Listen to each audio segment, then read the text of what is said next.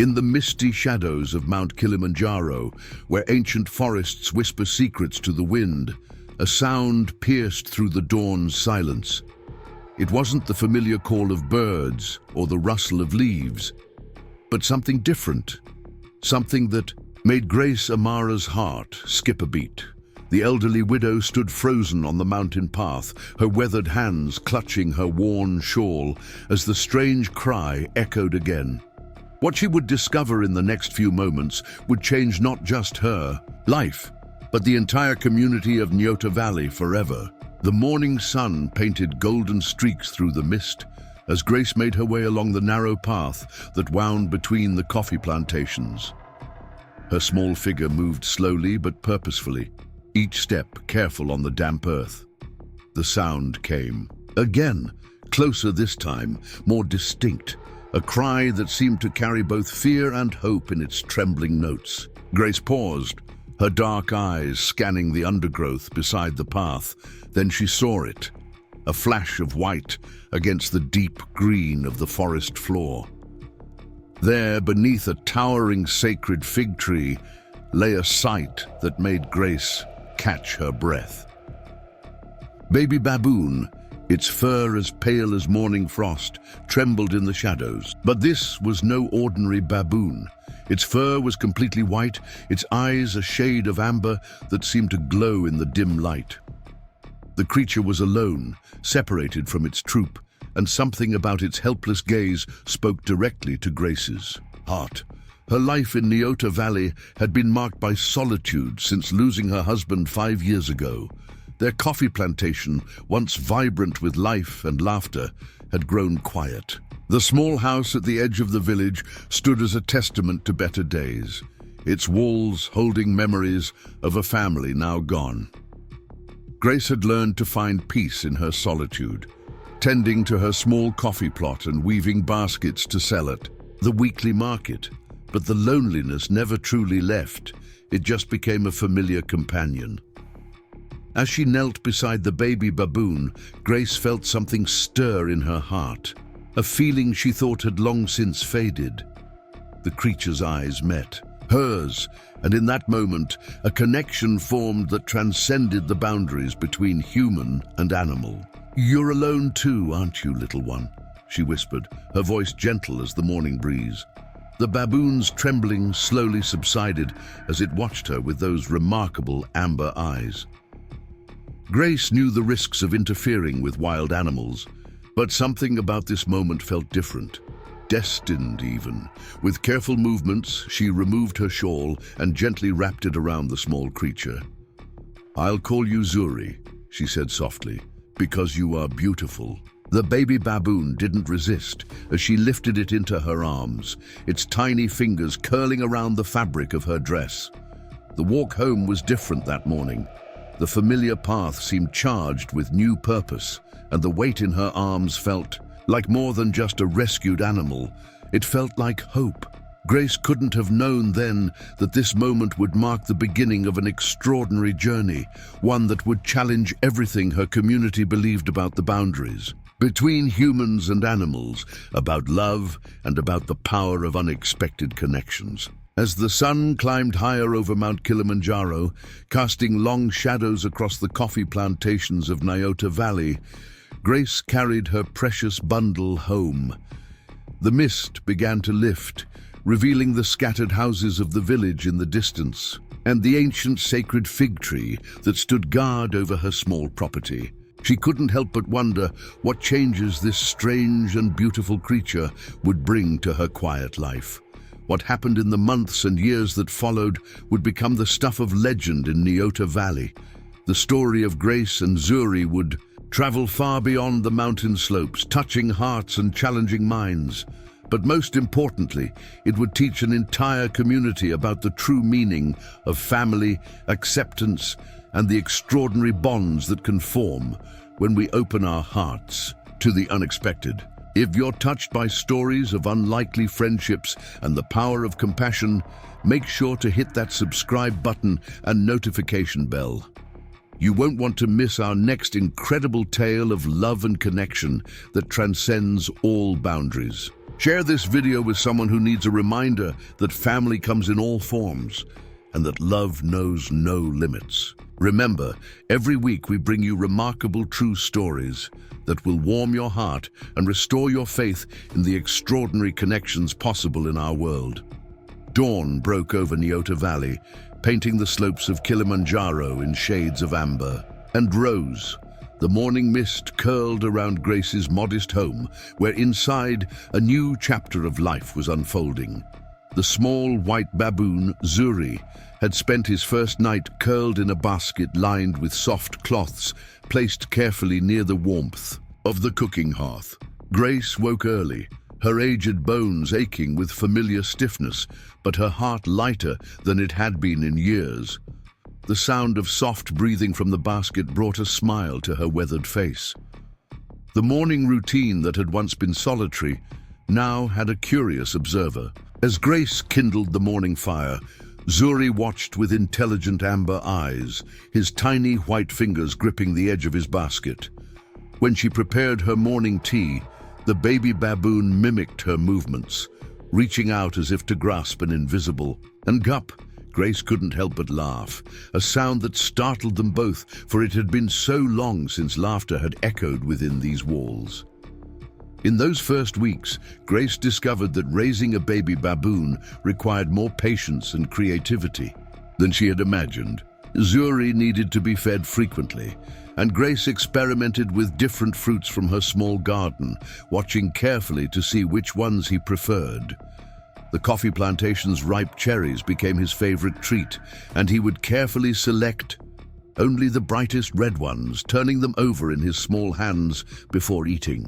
The sacred fig tree that stood sentinel over Grace's property became Zuri's first playground.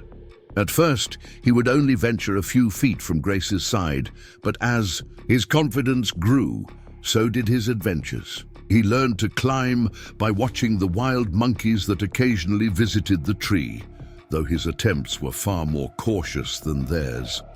His white fur made him stand out starkly against the dark bark, and Grace often found herself holding her breath as she watched him explore higher branches. Grace's small house began to transform with Zuri's presence.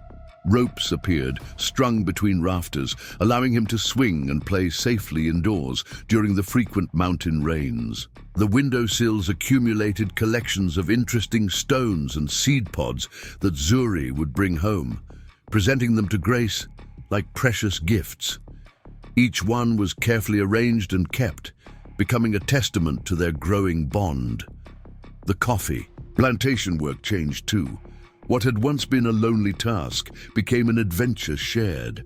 Zuri would perch on Grace's shoulder as she tended the coffee plants, his keen eyes often spotting ripe cherries she had missed. He learned to differentiate between the good cherries and those affected by coffee berry disease, sometimes alerting Grace to infected plants before she noticed them herself. His presence made the work lighter, turning routine into joy. As months passed, Grace noticed subtle changes in Zuri that went beyond his growing size. He began to anticipate her needs, fetching her walking stick before long treks through the plantation, or bringing her shawl when the evening air grew cool. When Grace's arthritis troubled her on damp days, Zuri would sit beside her, his warm presence offering comfort. He seemed to understand her moods, knowing when to be playful and when to be still. The lessons flowed both ways. Grace learned to read Zuri's various vocalizations, understanding the difference between his excited chitters and his warning calls. She discovered that he had an uncanny ability to sense approaching weather changes, becoming restless hours before a storm would roll in from the mountain. Together, they developed their own language, a mixture of gestures, sounds, and shared understanding that transcended the barriers between their species. Their evenings fell into a gentle rhythm. As the sun set behind Kilimanjaro, painting the sky in brilliant colors, Grace would sit in her favorite chair on the small porch, weaving her baskets. Zuri would settle nearby, methodically sorting through the day's collection of treasures or attempting to copy Grace's weaving movements with bits of grass and twine. The sacred fig tree would rustle in the evening breeze, its leaves whispering ancient stories as stars began to appear in the darkening sky.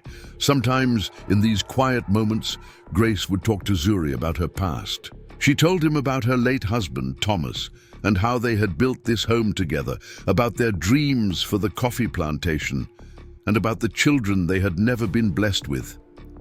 Zuri would listen intently, his amber eyes fixed on her face, occasionally reaching out to touch her hand when her voice grew thick with emotion. In these moments, Grace felt truly heard and understood in a way she hadn't experienced since Thomas's passing. The seasons changed, marked by the shifting patterns of rain and sun, and Zuri grew rapidly. His baby fur gave way to a sleeker adult coat, still strikingly white, but now with subtle silver highlights that caught the sun. His frame developed muscle, and his movements became more graceful and assured. Yet, despite his increasing size, he remained gentle with Grace, always mindful of his strength when near her. Their days fell into a comfortable pattern. Preparing and narrating this story took us a lot of time, so if you are enjoying it, subscribe to our channel. It means a lot to us. Now back to the story. Mornings began with shared breakfast on the porch, watching the mist retreat from the valley. Then came work in the coffee plantation, where Zuri now helped in earnest, using his strength to carry baskets of harvested cherries and his agility to reach higher branches. The afternoon heat would find them seeking shelter beneath the sacred fig tree, where Grace would rest while Zuri explored the canopy above. As Zuri matured, his intelligence became even more apparent. He learned to operate simple latches carefully, closed doors behind him, and even helped Grace sort coffee cherries by quality, a task that required significant discrimination. He seemed to understand complex sequences of events, often preparing for Grace's next action before she initiated it. His problem-solving abilities amazed her daily, though she kept these observations mostly to herself. Grace's small home, once a place of solitude, became filled with life and energy. The walls that had held only memories now witnessed daily moments of joy and discovery. The kitchen, where Grace had once prepared lonely meals, became a place of shared excitement as Zuri helped her process coffee cherries or sort herbs from her garden. Even the old storeroom found new purpose as Zuri's special space, filled with his collected treasures and comfortable perches. The sacred fig tree flourished that year, producing an abundance of fruit that attracted various wildlife. Grace and Zuri would spend hours observing the visitors, colorful birds, butterflies, and occasionally other primates. During these times, Zuri showed no interest in joining his wild cousins, seeming content in his unique position between their world and Grace's. His white fur and unusual behaviors set him apart, but he appeared at peace with his distinctiveness. Their bond deepened through shared experiences of both joy and challenge. During one particularly fierce mountain storm, when wind and rain battered the small house, Zuri stayed close to Grace, his presence calming as thunder rolled across the valley. When Grace fell ill with a fever, Zuri refused to leave her side, bringing her water gourds and forcing fruit into her hands until she recovered. These moments of mutual care strengthened their connection in ways that transcended ordinary human-animal relationships. As the moon cycled through its phases, Grace noticed subtle changes in the way their neighbors reacted to Zuri. The children of nearby coffee farmers, initially fearful of the unusual white baboon, began to wave when they passed. Some even started leaving small gifts, bright flowers or interesting stones, at the edge of Grace's property for Zuri to find. The adults' reactions, however, remained mixed. While some smiled at Zuri's gentle antics, others crossed to the opposite side of the path when they saw him, their faces tight with unease. Grace understood their caution. A full-grown baboon, even one as gentle as Zuri, was an intimidating sight. His size had become impressive, his shoulders broad and powerful, his presence commanding. Yet to her, he remained the same soul who had trembled in her arms that misty morning beneath the sacred fig tree. She saw beyond his physical appearance to the heart that beat in harmony with her own, to the spirit that had chosen to share her solitude and transform it into something beautiful. Their evenings now ended with a ritual that had evolved naturally over time. As the last light faded from the sky, Zuri would gather Grace's shawl and walking stick, ensuring she was comfortable in her chair. Then he would settle at her feet, his head resting against her knee while she told stories or simply sat in companionable silence. The sacred fig tree would stand guard over them, its leaves dancing in the evening breeze, while the stars emerged one by one above Kilimanjaro's snow-capped peak. In these peaceful moments, Grace often reflected on the strange turns life could take.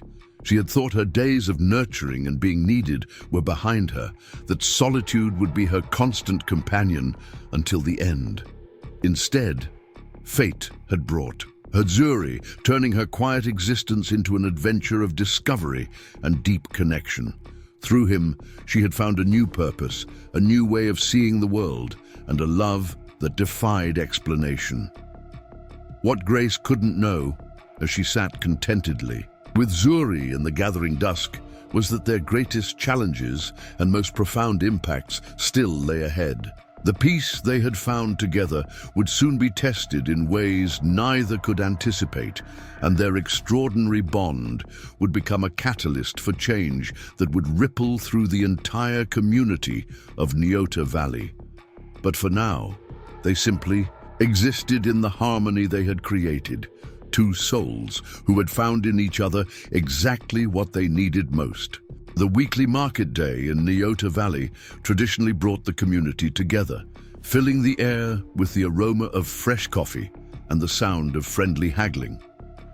This particular morning dawned clear and crisp, the peak of Kilimanjaro standing sharp against the blue sky. Grace had spent the previous evening preparing her finest coffee beans and carefully selecting the best of her woven baskets to sell. For the first time, she decided to bring Zuri with her to the market, believing that his gentle nature would eventually win over any skeptics.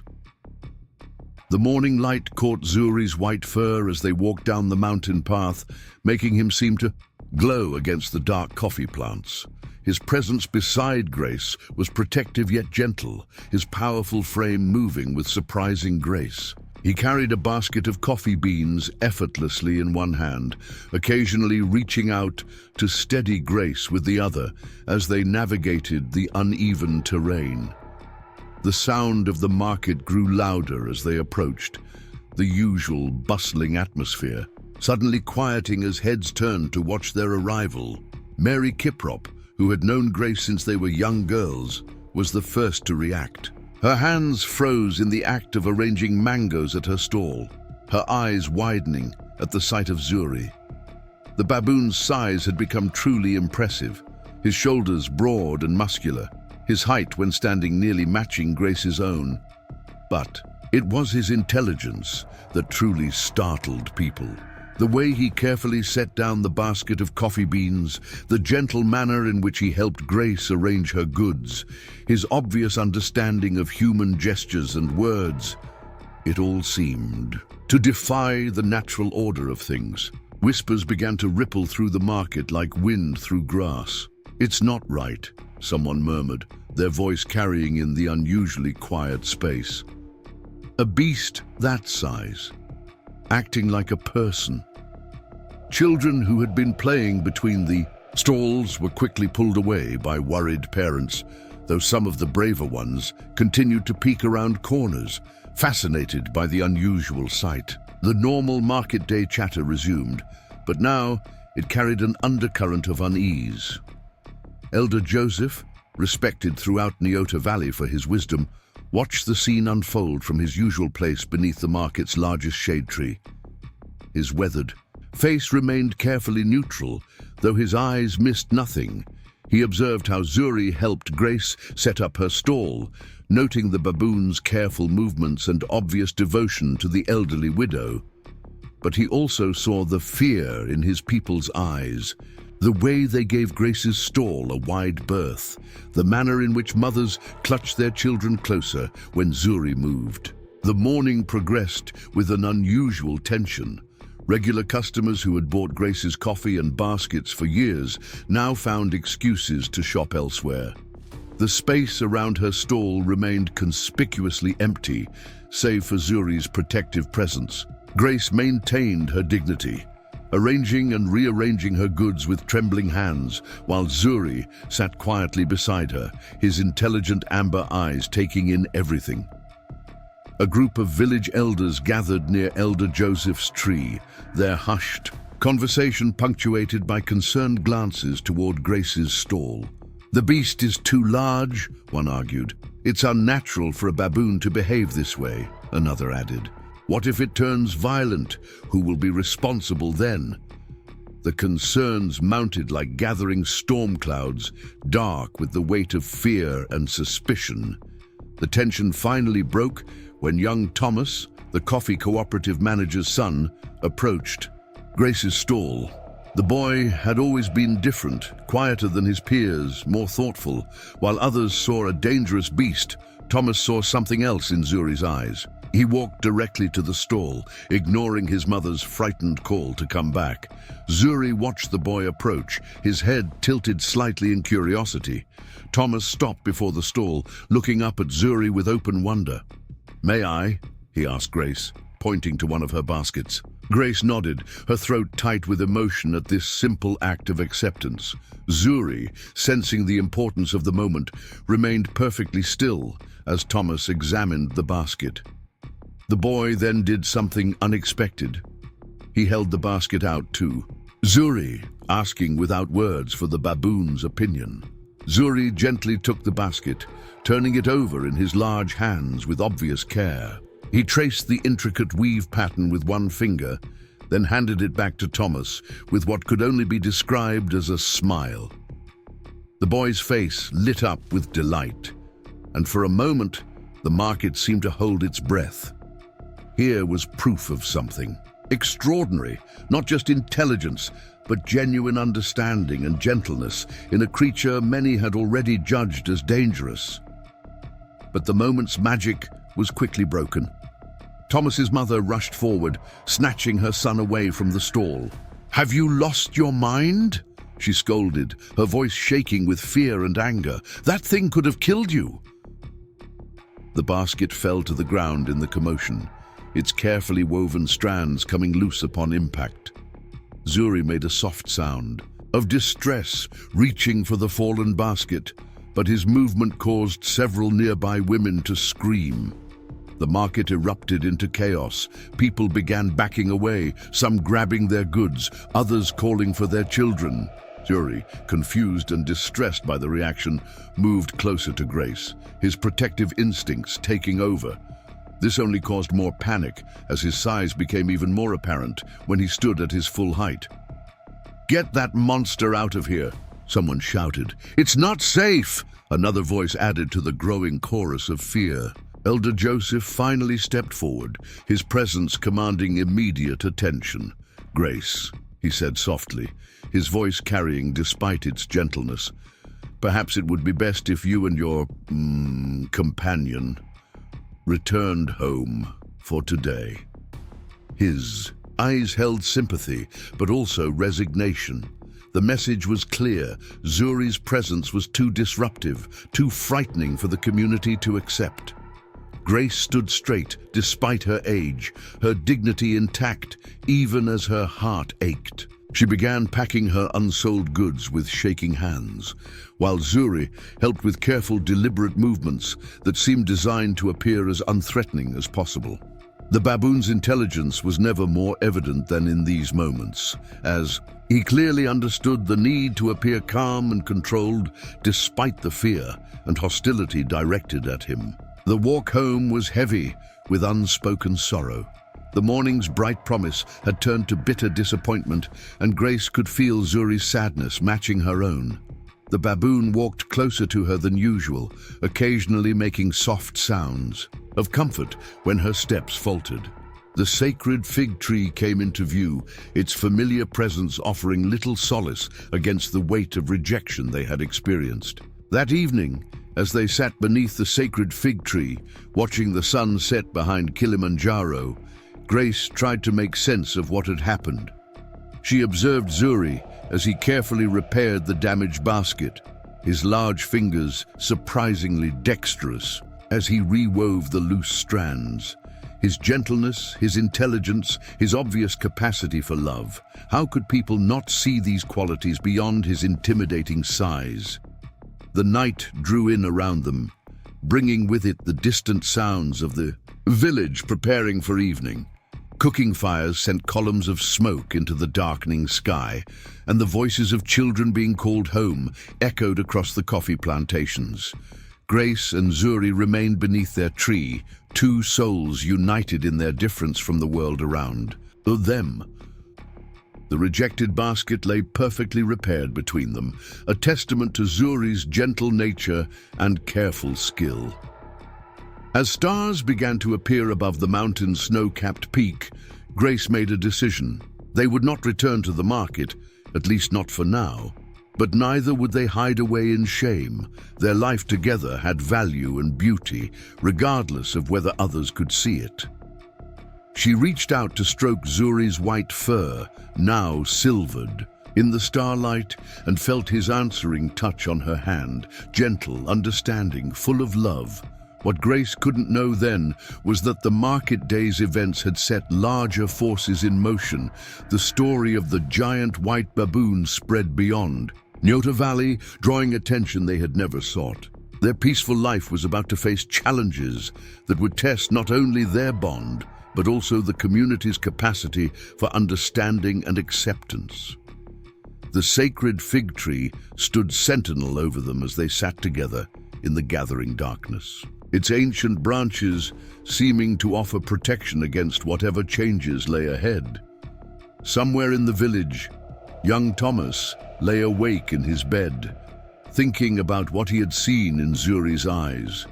Not the dangerous beast others feared, but something remarkable and wonderful. His mother had forbidden him from speaking about it, but the memory of Zuri's gentle handling of the basket, the intelligence in his amber eyes, had planted a seed of question in the boy's mind. Sometimes he realized adults could be wrong about important things.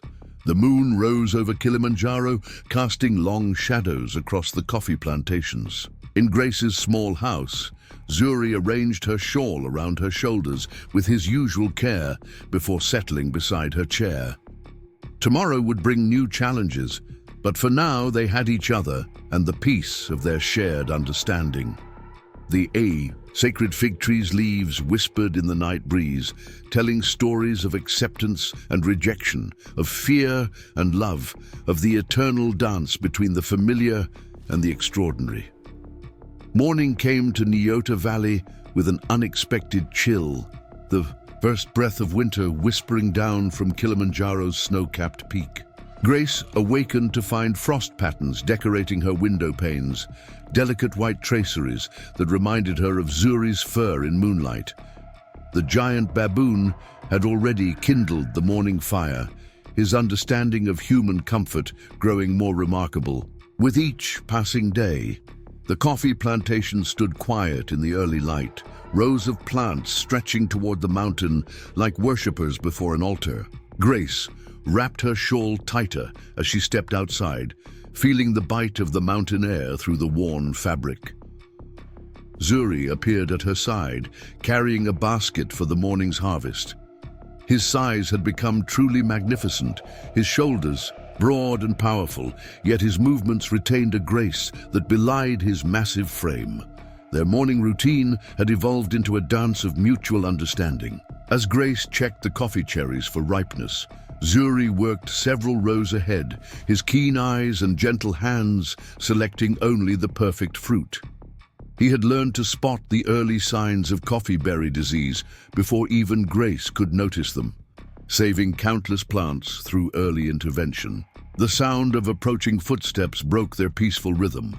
Through the morning mist came Thomas, the young boy who had shown such courage at the market. His face was flushed from running, and his breath came in quick clouds in the cold air. "Grace! Zuri!" he called, excitement making his voice crack. "You need to come quickly. Something's happening in the village." Grace hesitated, remembering the market day incident, but Thomas's face showed eagerness rather than fear. Zuri moved, closer to her, his amber eyes questioning. The boy continued, words tumbling out in a rush. "The coffee cooperative. They're having problems with the sorting. The new machine broke down and there's a huge shipment due tomorrow. Elder Joseph sent me to find you." Understanding dawned in Grace's mind.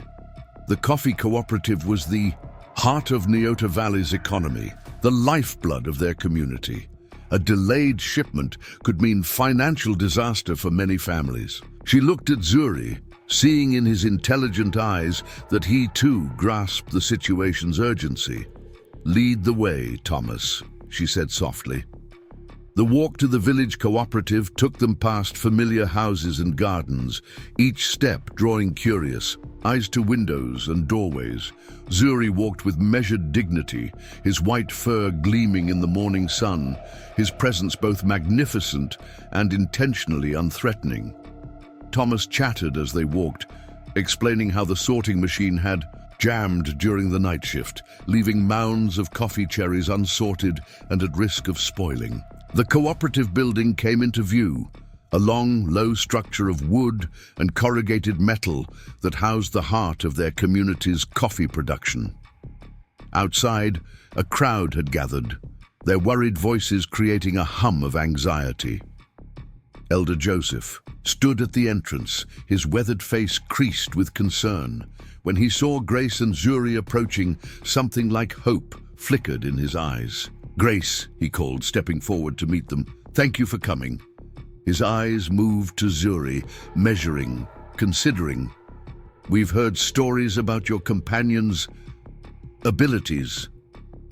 The crowd quieted, all eyes turning to the giant white baboon, who stood calmly beside Grace, his intelligence evident in his attentive posture. Inside the cooperative, the problem became immediately clear. The sorting machine lay silent, its mechanisms jammed with cherries and debris. Around it, tables groaned under the weight of unsorted coffee cherries, their rich red color, a reminder of how quickly they could spoil if not processed properly. Workers stood uncertainly, their usual routine disrupted, watching as Grace and Zuri assessed the situation. Zuri moved forward slowly, his movements deliberate and careful in the confined space. He studied the sorting tables, his head tilted in concentration. Then, to everyone's amazement, he began to work.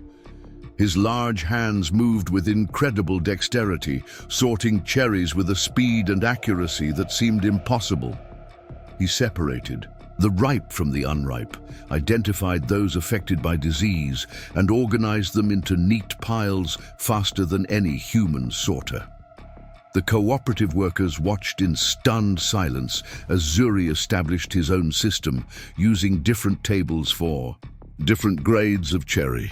He worked with total focus, his intelligence obvious in every deliberate movement.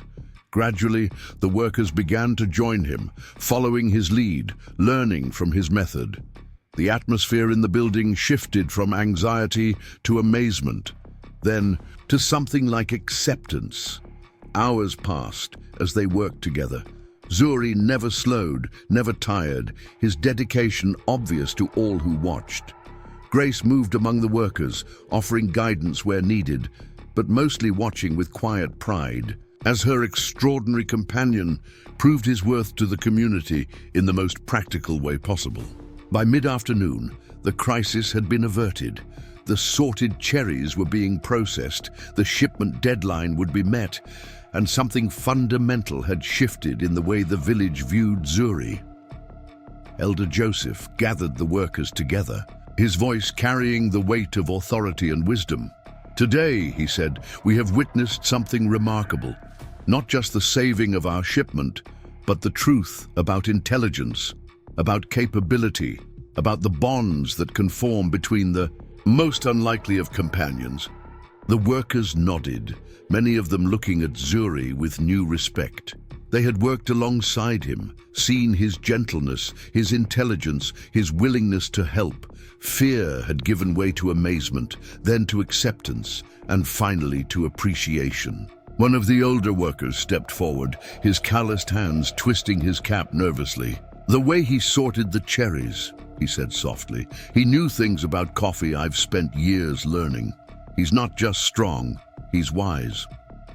Grace felt tears prick her eyes as she watched the transformation happening around her. Zuri stood quietly, his white fur dusted with coffee chaff, his amber eyes moving from face to face as if memorizing this moment of acceptance. The afternoon sun slanted through the cooperative's windows, turning his fur to gold, creating an almost mythical tableau of human and animal working in harmony. The walk home that evening felt different. Villagers called out greetings, children waved from doorways, and the fear that had once shadowed their passing was notably absent.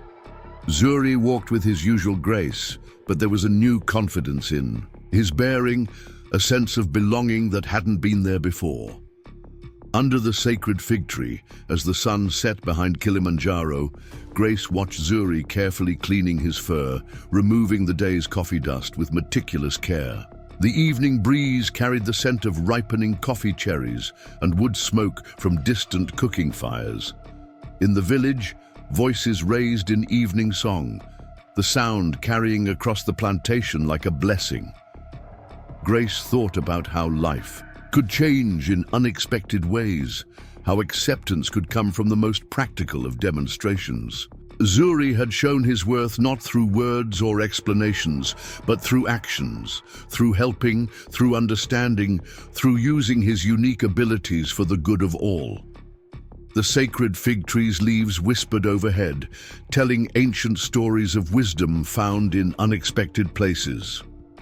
As darkness settled over Nyota Valley, lights began to twinkle in village windows like earthbound stars. Zuri finished his grooming and settled beside Grace's chair, his presence as comforting as ever. But now there was something new in the air. Between them, a sense of possibility, of barriers breaking down, of a future where differences could be bridged through understanding and mutual respect. The mountain stood silent against the darkening sky, its snow-capped peak catching the last rays of sunlight. Below, in villages and homes throughout the valley, people were telling the story of the day the giant white baboon saved the coffee harvest. But here, beneath the sacred fig tree, Grace and Zuri sat in comfortable silence, their bond deepened by the day's events, their shared understanding transcending the need for words. Night fell fully, bringing with it the chorus of evening, insects and the distant call of nightbirds. Tomorrow would bring new challenges, new opportunities for growth and understanding. But tonight, in their quiet corner of Nyota Valley, Grace and Zuri had witnessed the first real steps toward acceptance, toward a future where extraordinary friendships could flourish in the light of understanding. The first signs of trouble appeared with the changing season. As Kilimanjaro's peak gathered more snow and cold winds swept down the mountain slopes, Grace noticed subtle changes in her daily routine. Her joints ached more persistently in the morning chill, and simple tasks like tending the coffee plants became increasingly challenging. Zuri noticed too, his amber eyes watching with growing concern as Grace struggled with tasks that had once been easy. One crisp morning, as frost glittered on the coffee leaves, Grace attempted to lift a basket of freshly picked cherries. Her hands trembled with the effort, and suddenly the world tilted sideways. Before she could fall, Zuri's strong arms caught her, gently lowering her to sit on a nearby stone. The basket lay forgotten, red cherries scattered across the frosted ground like drops of blood on snow. Zuri's face showed an almost human expression of worry as he crouched before Grace, his large hands gentle on her shoulders. The morning sun caught his white fur, creating a halo effect that reminded Grace of angels from the church paintings of her youth. She tried to smile, to reassure him, but the persistent dizziness made it difficult to focus. Mary Kiprop, working in her adjacent coffee plantation, saw the incident and hurried over, her own basket abandoned. "Grace!" she called, her voice carrying genuine concern. "What happened?" As she approached, she noticed how pale her old friend looked, how her hands shook even as she tried to wave away their concern. The change in Grace had come gradually, like evening shadows lengthening across the valley. Her skin had taken on a pallid hue, and dark circles had formed beneath her eyes. Even her voice, once strong and clear, now seemed to waver like a candle flame in the wind. Zuri had adapted to these changes with remarkable understanding, taking on more responsibilities around their small homestead. Now, as Grace sat trembling in the early morning light, both Mary and Zuri exchanged worried glances. An unlikely moment of shared concern between human and baboon. "You need to see the doctor," Mary insisted, her voice firm but kind. "The monthly medical clinic is tomorrow in the village. No arguments, old friend." Grace wanted to protest, to insist she was fine, but the world still spun lazily around her, and Zuri's grip on her shoulders remained necessarily firm. She found herself nodding weakly, recognizing the wisdom in Mary's words. The baboon made a soft sound of agreement, his amber eyes fixed intently on her face. That evening, as shadows lengthened across the coffee plantation, Grace sat in her favorite chair beneath the sacred fig tree. Zuri had insisted on bringing the chair outside, somehow understanding her need for fresh air and the comforting presence of the ancient tree. He moved around her with careful attention, adjusting her shawl, bringing water, watching her every movement with protective intensity. The night air carried the scent of rain from the mountain, and distant thunder rolled across the valley like drums in a solemn ceremony. Grace watched Zuri as he secured the coffee cherries they had managed to harvest, his movements efficient despite his obvious distraction. Every few moments, he would glance her way, checking, assessing, worrying in his own way. Morning arrived wrapped in mountain mist, the air heavy with moisture and unspoken concerns. Grace dressed slowly, her fingers fumbling with buttons that seemed determined to escape her grasp. Zuri watched from the doorway, shifting his weight from foot to foot in an unusually nervous manner. When Grace finally emerged from the house, he fell into step beside her, one hand hovering near her elbow, ready to steady her if needed. The walk to the village medical clinic seemed longer than ever before. Each step required concentration, and Grace found herself grateful for Zuri's steady presence. They made an unusual pair, the elderly woman and the giant white baboon, moving slowly through the morning mist like figures in a dream. The clinic had been set up in the community hall, the same space where the village council had met to discuss Zuri's presence weeks before. As they approached, Grace could see people already queuing outside, their conversations falling silent at the sight of Zuri. But something had changed in the way they watched him now. Instead of fear, there was curiosity, even respect in some faces. Dr. Sarah, who ran the monthly clinic, was known throughout the region for her practical approach and unflappable nature. Yet even she paused momentarily when Grace entered with Zuri at her side. The baboon's size was particularly noticeable in the confined space, his white fur stark against the dark wooden walls. "Well," Dr. Sarah said after a moment, her professional composure returning, "this is certainly a first." She smiled warmly at Grace, then to everyone's surprise, nodded respectfully to Zuri. "I understand you've been taking care of our Grace here." The baboon responded with a soft sound, his amber eyes meeting the doctor's with remarkable intelligence. The examination that followed was thorough, with Dr. Sarah checking Grace's vital signs and asking detailed questions about her symptoms. Throughout it all, Zuri remained close, his presence both protective and supportive. He seemed to understand the serious nature of the situation, watching each of the doctor's movements with intense focus. As Dr. Sarah completed her examination, her face took on a gravity that made Grace's heart sink. "Grace," she said gently, "I'm concerned about your heart. These symptoms, the dizziness, the fatigue, the shortness of breath, they suggest a serious condition. You need more specialized care than I can provide here." The words fell into the room like stones into still water, creating ripples of implication that spread outward. Grace felt Zuri's hand tighten slightly on her shoulder, an unconscious gesture of protection against an enemy he couldn't fight. "The hospital in Moshi," Dr. Sarah continued, "they have the equipment and specialists you need, but you'll need to stay there for proper treatment and monitoring." The meaning of these words took a moment to fully register.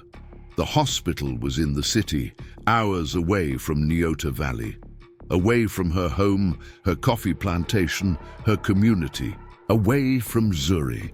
The baboon seemed to understand the implications even before Grace fully processed them.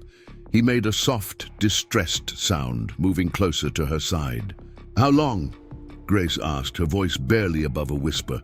Dr. Sarah's expression softened with compassion. "At least a few weeks, possibly longer depending on what they find. But Grace, this isn't optional. Without proper treatment..." She left the sentence unfinished, but its meaning hung heavy in the air. The journey home from the clinic was silent, each step weighted with the knowledge of what was to come. The mountain seemed to loom larger than ever, its snow-capped peak disappearing into gathering clouds. Zuri walked so close to Grace that their arms touched, as if trying to memorize the feeling of her presence beside him. Word spread quickly through the village, as news always did in small communities. By evening, visitors began arriving at Grace's small house. Mary Kiprop with a pot of soup, Elder Joseph with words of wisdom and support, even Thomas and his parents carrying baskets of fruit and offers of help. Each one spoke of watching over Zuri during Grace's absence, but the baboon paid little attention to their promises, his eyes never leaving Grace's face. That night, unable to sleep, Grace sat in her chair beneath the sacred fig tree. The stars seemed especially bright, as if trying to pierce the darkness with points of hope. Zuri sat at her feet, his head resting against her knee as it had so many times before. But tonight, there was a desperate quality to his closeness, an awareness that their time together was measured in grains of sand slipping through an hourglass. Grace ran her fingers through his soft white fur, remembering the tiny, trembling creature she had found beneath this very tree. How far they had come since that day, how much they had learned from each other, how deeply their lives had become intertwined. The thought of separation felt like a physical pain in her chest, sharper than any symptom that had led to this moment. Zuri lifted his head, his amber eyes reflecting the starlight as he looked up at her. In those eyes, Grace saw not just intelligence, but deep emotion, love, fear, concern, all mixed together in a gaze that was more human than animal. He reached up with one large hand and gently touched her face, as if trying to memorize its features by touch alone. The sacred fig tree whispered above them, its leaves telling ancient stories of partings and reunions, of love that transcended ordinary boundaries, of faith that could bridge any distance. Grace leaned back in her chair, drawing strength from the tree's presence and Zuri's unwavering devotion. Tomorrow would bring preparations for departure, paperwork and packing, explanations and arrangements. But for now, they had this moment beneath the stars, this quiet communion of two souls who had found in each other something rare and precious. What neither of them could know, as they sat together in the starlight, was that this night marked not an ending, but a turning point. The bond they shared would be tested in ways they couldn't imagine, and the strength of their connection would ripple out to touch lives far beyond their small corner of Nyota Valley. But those were thoughts for tomorrow. Tonight was for memories, for silent understanding, for love that needed no words to express its depth and power. The mountain watched over them, its snow-capped peak ghostly in the starlight, while the sacred fig tree stood sentinel, its branches spread like protective arms above them. In the distance, a night bird called, its song carrying across the coffee plantations like a prayer, while the cool mountain breeze carried the scent of ripening coffee, cherries and the promise of rain. Dawn broke over Nyota Valley with unusual silence. No birds sang in the sacred fig tree, no morning breeze stirred the coffee plants. Even Kilimanjaro's peak remained hidden behind a shroud of grey clouds. It was as if nature itself understood the gravity of the day ahead, the day Grace would leave for the hospital in Moshi. The small house stood quiet in the early light, its windows dark except for a single lamp burning in the kitchen. Inside, Grace moved slowly through her morning routine. Each action weighted with significance. Her hospital bag sat packed by the door, a small leather suitcase that seemed too modest to contain all the necessities for the weeks ahead. Zuri watched her every movement, his large frame somehow making the familiar space feel both smaller and safer. Mary Kiprop arrived just as the sun cleared the mountain's shoulder, her old truck coughing and rattling up the dirt path. She would drive Grace to the hospital, a journey of several hours through winding mountain roads. The moment of parting, which had loomed like a shadow over the past days, suddenly became real and immediate. Grace stood in the doorway of her home, looking at the life she would temporarily leave behind. The coffee plants stretched in neat rows toward the mountain, their leaves silvered with morning dew. The sacred fig tree stood sentinel over it all, its ancient branches reaching toward a sky that threatened rain. And Zuri, her remarkable companion, stood beside her, his white fur gleaming even in the grey light, his amber eyes fixed on her face with an intensity that spoke of understanding and barely contained grief. "It's time," Mary called softly from the truck, her voice gentle with sympathy. Grace nodded, unable to speak past the tightness in her throat. She took one step toward the vehicle, then another, each movement feeling like she was walking through deep water. Zuri followed, carrying her suitcase with careful dignity, his powerful frame moving with measured grace. At the truck, Grace turned to face him one last time. The baboon set down her suitcase and reached for her with infinite gentleness, his large hands framing her face as if she were made of the most delicate porcelain. His amber eyes held questions she couldn't answer, fears she couldn't soothe. How could she explain that this separation was necessary, that her return depended on it? "Watch over our home," she whispered, her voice breaking. "I'll come back as soon as I can." Zuri made a soft sound, somewhere between a whimper and a sigh. He pressed his forehead against hers in a gesture of such human tenderness that Mary, watching from the truck, had to look away. The first drops of rain began to fall as Grace climbed into the passenger seat, each one striking the metal roof, like a tiny bell tolling. Through the windshield, she watched Zuri standing in the growing rain, his white fur darkening with moisture, his powerful frame somehow diminished by sorrow. As Mary started the engine, he raised one hand in farewell, a gesture so human, so heartbreaking in its simplicity that Grace felt tears mixing with the raindrops on her face. The truck moved slowly down the mountain path, winding between the coffee plants that Grace had tended for so many years.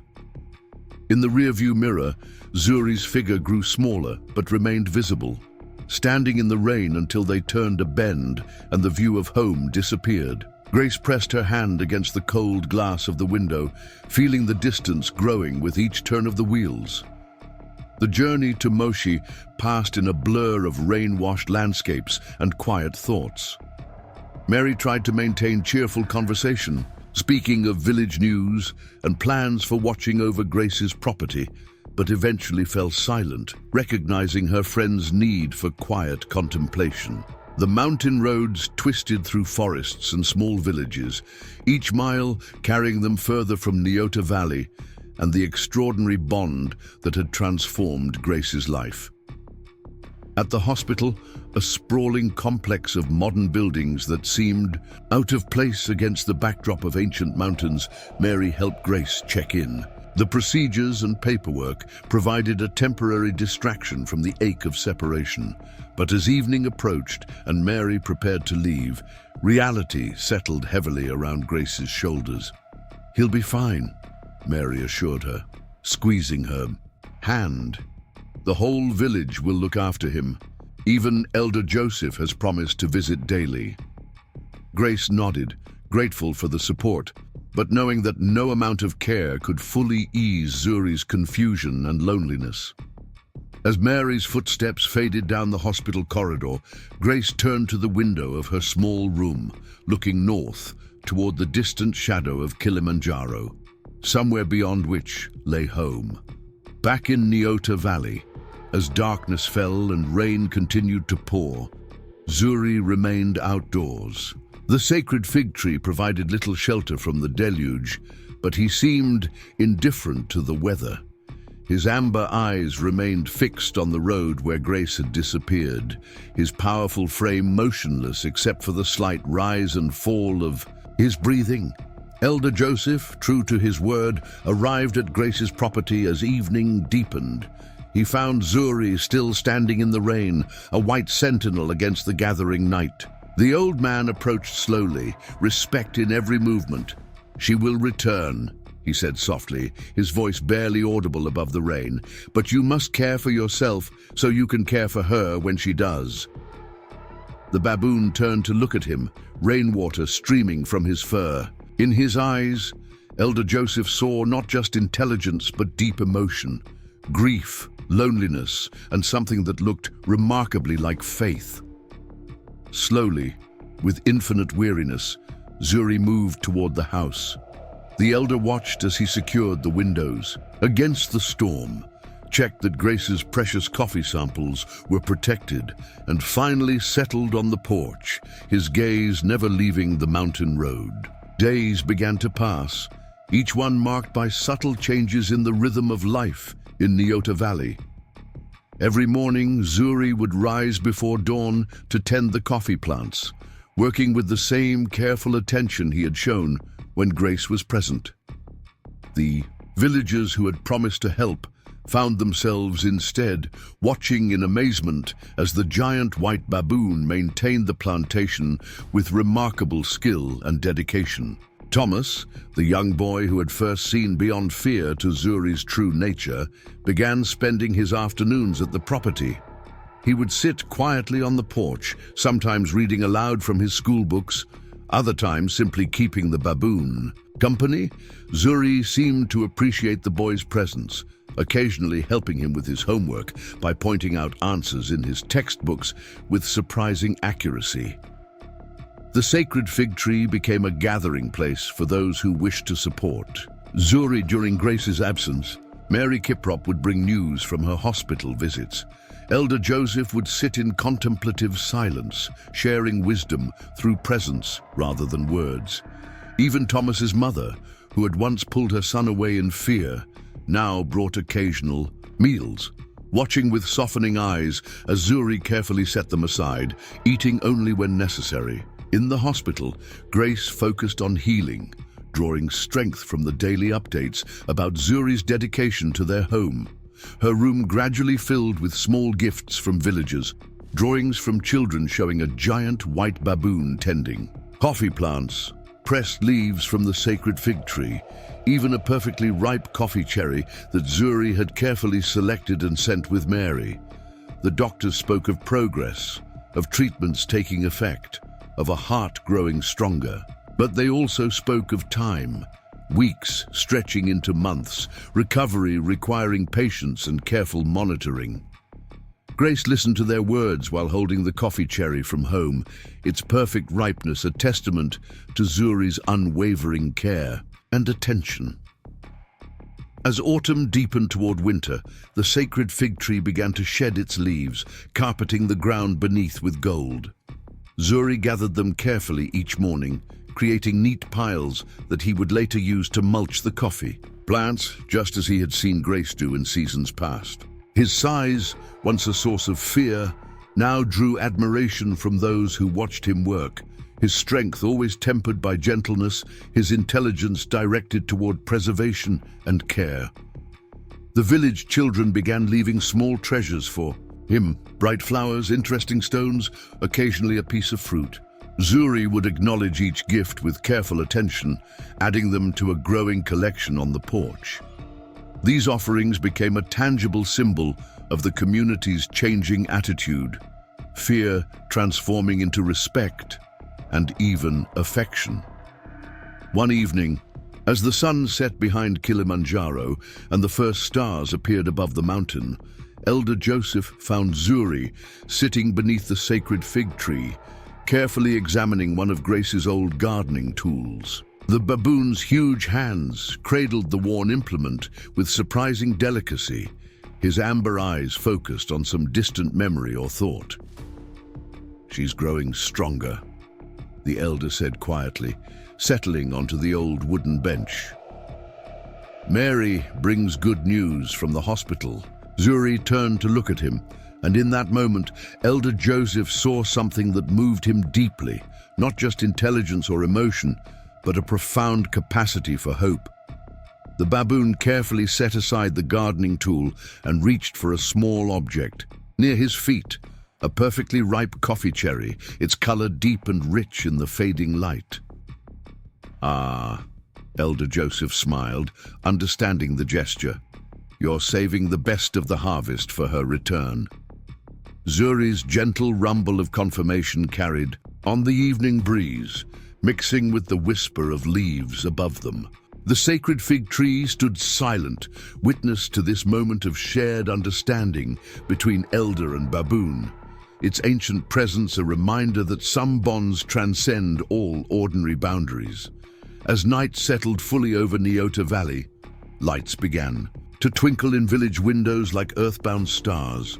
Zuri remained beneath the sacred fig tree, his white fur ghostly in the darkness, his vigil a testament to loyalty and love that needed no words to express its depth. Somewhere in a hospital room in Moshi, Grace looked out her window toward home, holding another perfect coffee cherry and drawing strength from the knowledge that her extraordinary companion waited faithfully for her return. The mountain stood, sentinel over them all, its snow-capped peak now visible beneath clearing skies, while the sacred fig tree whispered ancient stories of patience, of faith, of love that could bridge any distance. In the distance, a nightbird called, a sound that seemed to carry both loneliness and hope on its wings, echoing across the coffee plantations like a prayer for reunion. Winter descended upon Nyota Valley with unexpected ferocity. Frost painted the coffee plants silver each morning, while bitter winds swept down from Kilimanjaro's snow-capped peak. In Grace's absence, Zuri worked tirelessly to protect the plantation from the harsh weather, covering sensitive plants with makeshift shelters and checking each one for signs of frost damage. The sacred fig tree stood bare against the winter sky, its branches reaching toward clouds that promised more cold. Early morning found Zuri carefully wrapping burlap around the younger coffee plants, his massive hands gentle as he secured the coverings. His white fur had grown thicker with the season, making him appear even larger than before, though his movements remained precise and deliberate. Word arrived with the morning mist, Mary Kiprop's truck appearing through the grey light, moving faster than usual up the mountain path. She emerged from the vehicle with worry etched across her face, clutching a letter in her trembling hands. Zuri approached slowly, his amber eyes fixed on the paper, sensing the gravity of the moment. Mary's voice shook as she read the hospital's message. Grace's condition had taken an unexpected turn. The treatments that had shown such promise were no longer having the desired effect. The doctors spoke of complications, of the need for more aggressive interventions. But beneath the medical terminology lay a simple, devastating truth. Grace was getting worse instead of better. The news spread through Nyota Valley like frost across a window pane, creeping and inevitable. Elder Joseph arrived at Grace's property. By mid-morning, finding Zuri still standing where Mary had left him, the giant baboon's usual fluid movement replaced by a statue-like stillness. Only his eyes moved, tracking the elder's approach with an awareness that seemed to hold both intelligence and despair. Villagers began arriving throughout the day, drawn by concern and a growing sense of community responsibility. They found tasks to occupy themselves, securing loose shutters against the wind, checking the coffee plants Zuri hadn't reached yet, bringing food that went untouched. The baboon acknowledged their presence with gentle rumbles, but remained focused on his work, as if maintaining Grace's property could somehow maintain her health as well. Thomas arrived after school, his young face tight with worry. He found Zuri beneath the sacred fig tree, methodically sorting coffee cherries despite the cold. The boy sat quietly nearby, eventually pulling out his school books. The sound of his voice reading aloud provided a counterpoint to the winter wind, a reminder of warmth and normalcy in a world that felt increasingly uncertain. Evening brought more news, carried by Mary, who had driven to Moshi to see Grace herself. The hospital room had felt cold despite the heating, she reported. Grace had been sleeping, her face pale against white pillows, her breath coming in shallow. Gasps. The doctors spoke of moving her to a larger hospital in Arusha, where more specialized treatment might be available. Zuri listened to Mary's words with unnatural stillness, his amber eyes reflecting the last light of day. When she finished speaking, he moved with sudden purpose toward Grace's house. The villagers watched as he emerged carrying her favorite shawl, the fabric carefully folded in his large hands. With deliberate movements, he placed it in Mary's truck, then stood waiting by the passenger door. Elder Joseph stepped forward, understanding dawning in his weathered face. "He wants to go to her," he said softly. The gathered villagers murmured among themselves, expressions shifting from surprise to concern to something like recognition. They had all witnessed the depth of connection between Grace and Zuri, had seen their bond transcend ordinary boundaries. Mary looked uncertainly between the baboon and her truck. "The hospital," she began, but Elder Joseph raised his hand. "Sometimes," he said, his voice carrying the weight of wisdom, "medicine requires more than what doctors can provide." He turned to address the gathered community. "Who will help make this journey possible?" The response was immediate and overwhelming. The village council convened an emergency meeting right there beneath the sacred fig tree. Plans were made, roles assigned, possibilities considered. Thomas's father, who worked at the hospital as a maintenance supervisor, offered to help coordinate their arrival. Others volunteered to maintain Grace's property, to provide supplies for the journey, to handle any complications that might arise. As midnight approached, final preparations were made. The winter stars emerged from behind clearing clouds, their light catching Zuri's white fur as he carefully secured Grace's property. He moved through the house with purpose, checking windows and doors, ensuring everything was protected against his absence. The sacred fig tree whispered overhead, its bare branches sketching shadows in the starlight. The journey began before dawn, while frost still silvered the landscape. Mary's truck moved carefully down the mountain roads, carrying its unusual passengers toward uncertainty. Zuri sat perfectly still in the passenger seat, His massive frame somehow contained, his amber eyes fixed on the horizon, where the first hints of light were appearing. The drive to Moshi passed in tense silence, broken only by the trucks labored, breathing on steep inclines. As the sun rose fully, painting the landscape in winter gold, they began to see signs of city life. More traffic, buildings growing closer together, the hospital complex appearing like a steel and glass mountain against the natural landscape. Thomas's father met them at a side entrance, his face showing both concern and determination. He had prepared a route through service corridors, timing their arrival between shift changes when the halls would be quietest. The sight of a giant white baboon walking purposefully through a modern hospital might have caused panic under normal circumstances, but somehow the dignity of Zuri's bearing, combined with the obvious orchestration of their movements, made it seem almost natural. Grace's room was quiet, except for the soft beeping of monitors and the whisper of oxygen. She lay still against white sheets, her face drawn with exhaustion, her breathing shallow but steady. When Zuri entered, moving with infinite care in the confined space, her eyes opened slowly as if responding to some unheard call.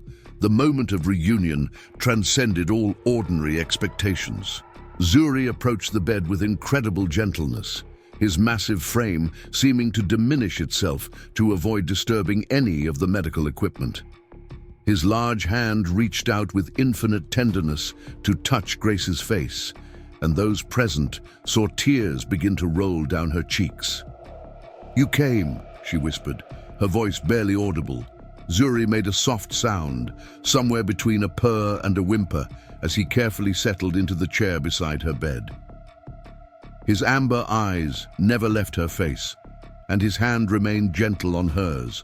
Mindful of the IV lines and monitoring equipment, the medical staff, alerted to the unusual situation, arrived to find a scene that defied their scientific training. The giant white baboon had arranged himself as carefully as any trained nurse, ensuring no tubes or wires were disturbed.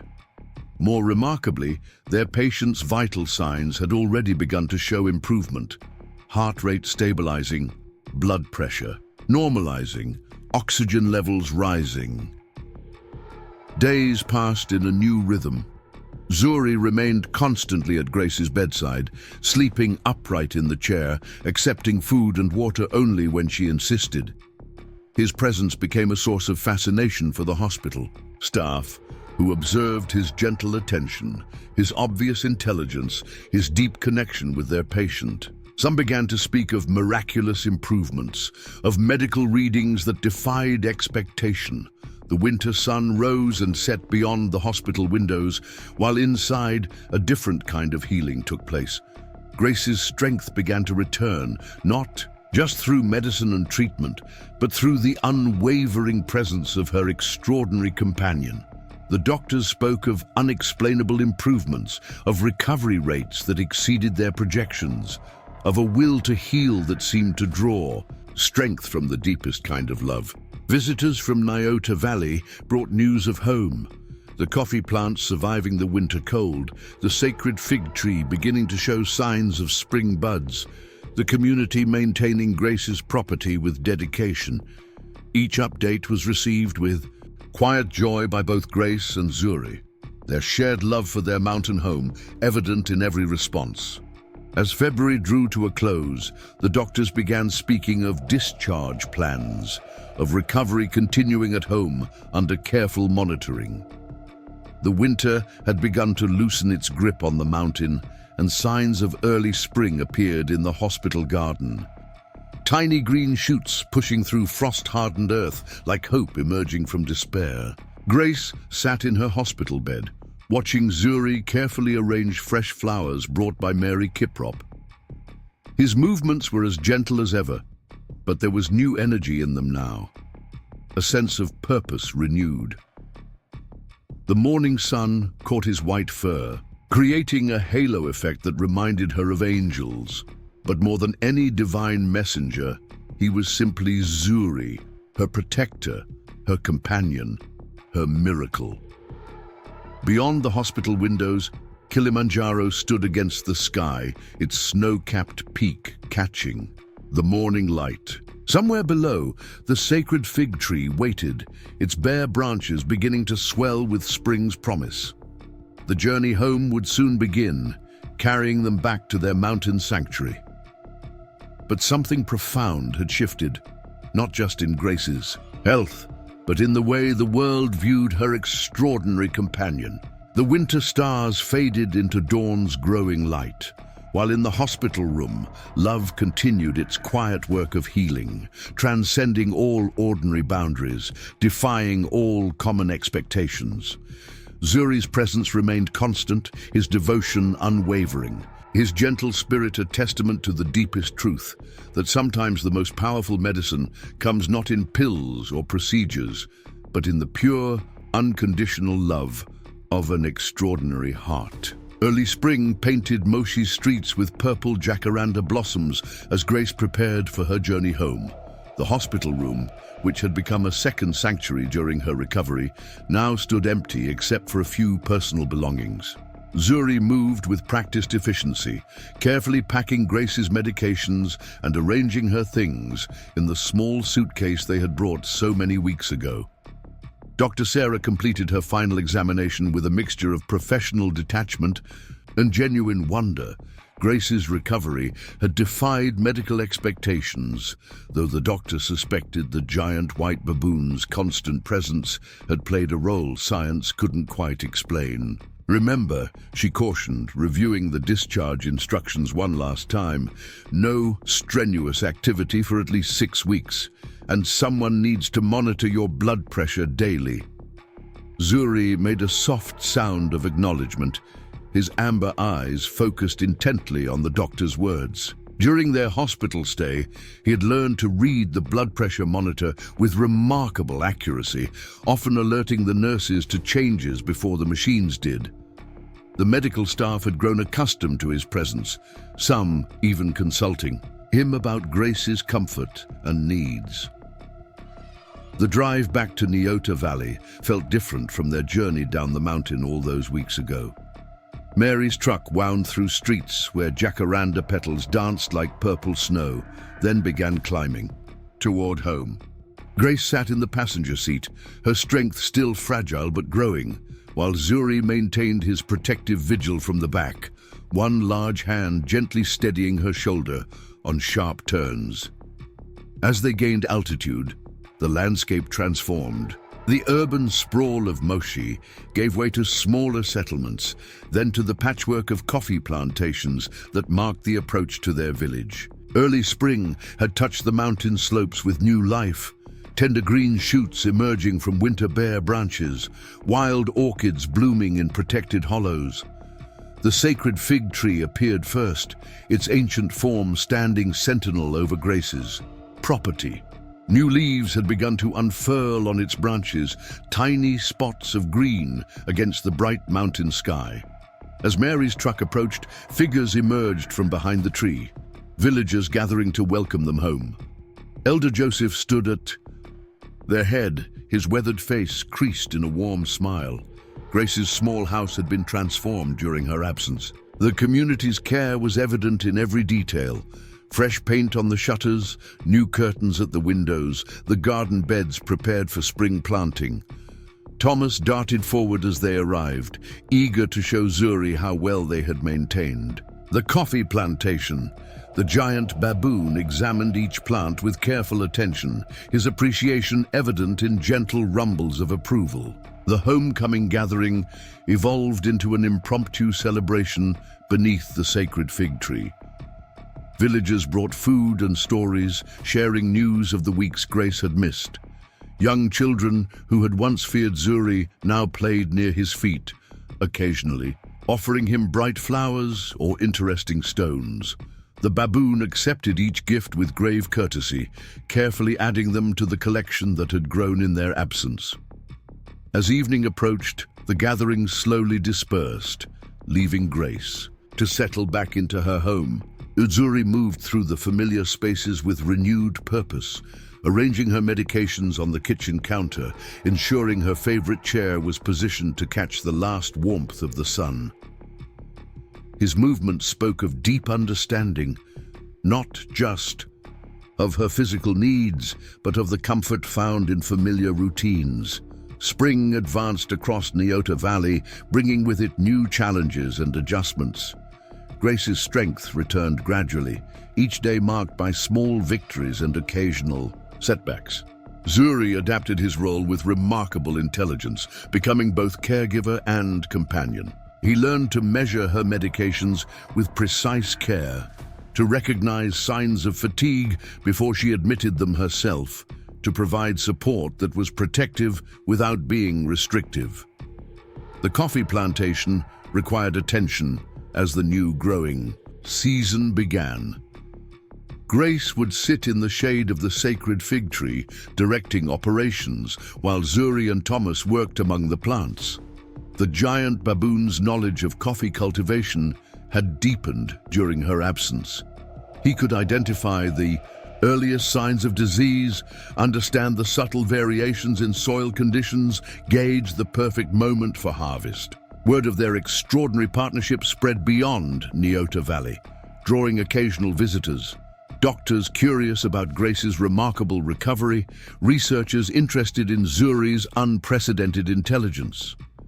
Elder Joseph managed these intrusions with diplomatic skill, protecting Grace's privacy while allowing the world to glimpse the possibilities that existed when love transcended ordinary boundaries. One bright morning, as Grace sat beneath the sacred fig tree watching Zuri teach Thomas the finer points of pruning coffee plants, Mary Kiprop arrived with news from the hospital. Dr. Sarah wanted to document Grace's case for a medical journal, not just her recovery, but the unique role Zuri had played in it. The story would focus on the healing power of unconventional bonds, of love that defied scientific explanation. Grace watched Zuri consider this development, his amber eyes thoughtful as Mary explained the proposal. The baboon's intelligence had always been remarkable, but his wisdom, his understanding of complex situations and their implications, still had the power to amaze. He made a soft sound of inquiry, looking at Grace with a question in his eyes. "It's your story too," she told him softly. "Perhaps sharing it will help others understand." Zuri nodded slowly, his large hand gentle on her shoulder. They had moved beyond the need for many words, their understanding of each other deeper than language could express. The sacred fig tree whispered overhead, its new leaves dancing in the spring breeze, while somewhere above, Kilimanjaro's peak caught the morning sun like a benediction. Dr. Sarah arrived the following week, accompanied by a quiet photographer who understood the need for discretion. They spent several days observing Grace and Zuri's daily routine, the careful measurement of medications, the shared work in the coffee plantation, the peaceful evenings beneath the sacred fig tree. The photographer captured moments of extraordinary tenderness, Zuri's gentle assistance when Grace needed to rest, his careful attention to her comfort, the deep communication that passed between them in gestures and glances. The village children often gathered to watch these documentation sessions, their presence adding an element of joy to the proceedings. They had created their own stories about Grace and Zuri, tales of magic and transformation that contained more truth than fantasy. Their acceptance of the giant white baboon was complete and unconditional, their trust in his gentleness absolute. Thomas, in particular, had become a bridge between Zuri and the wider world.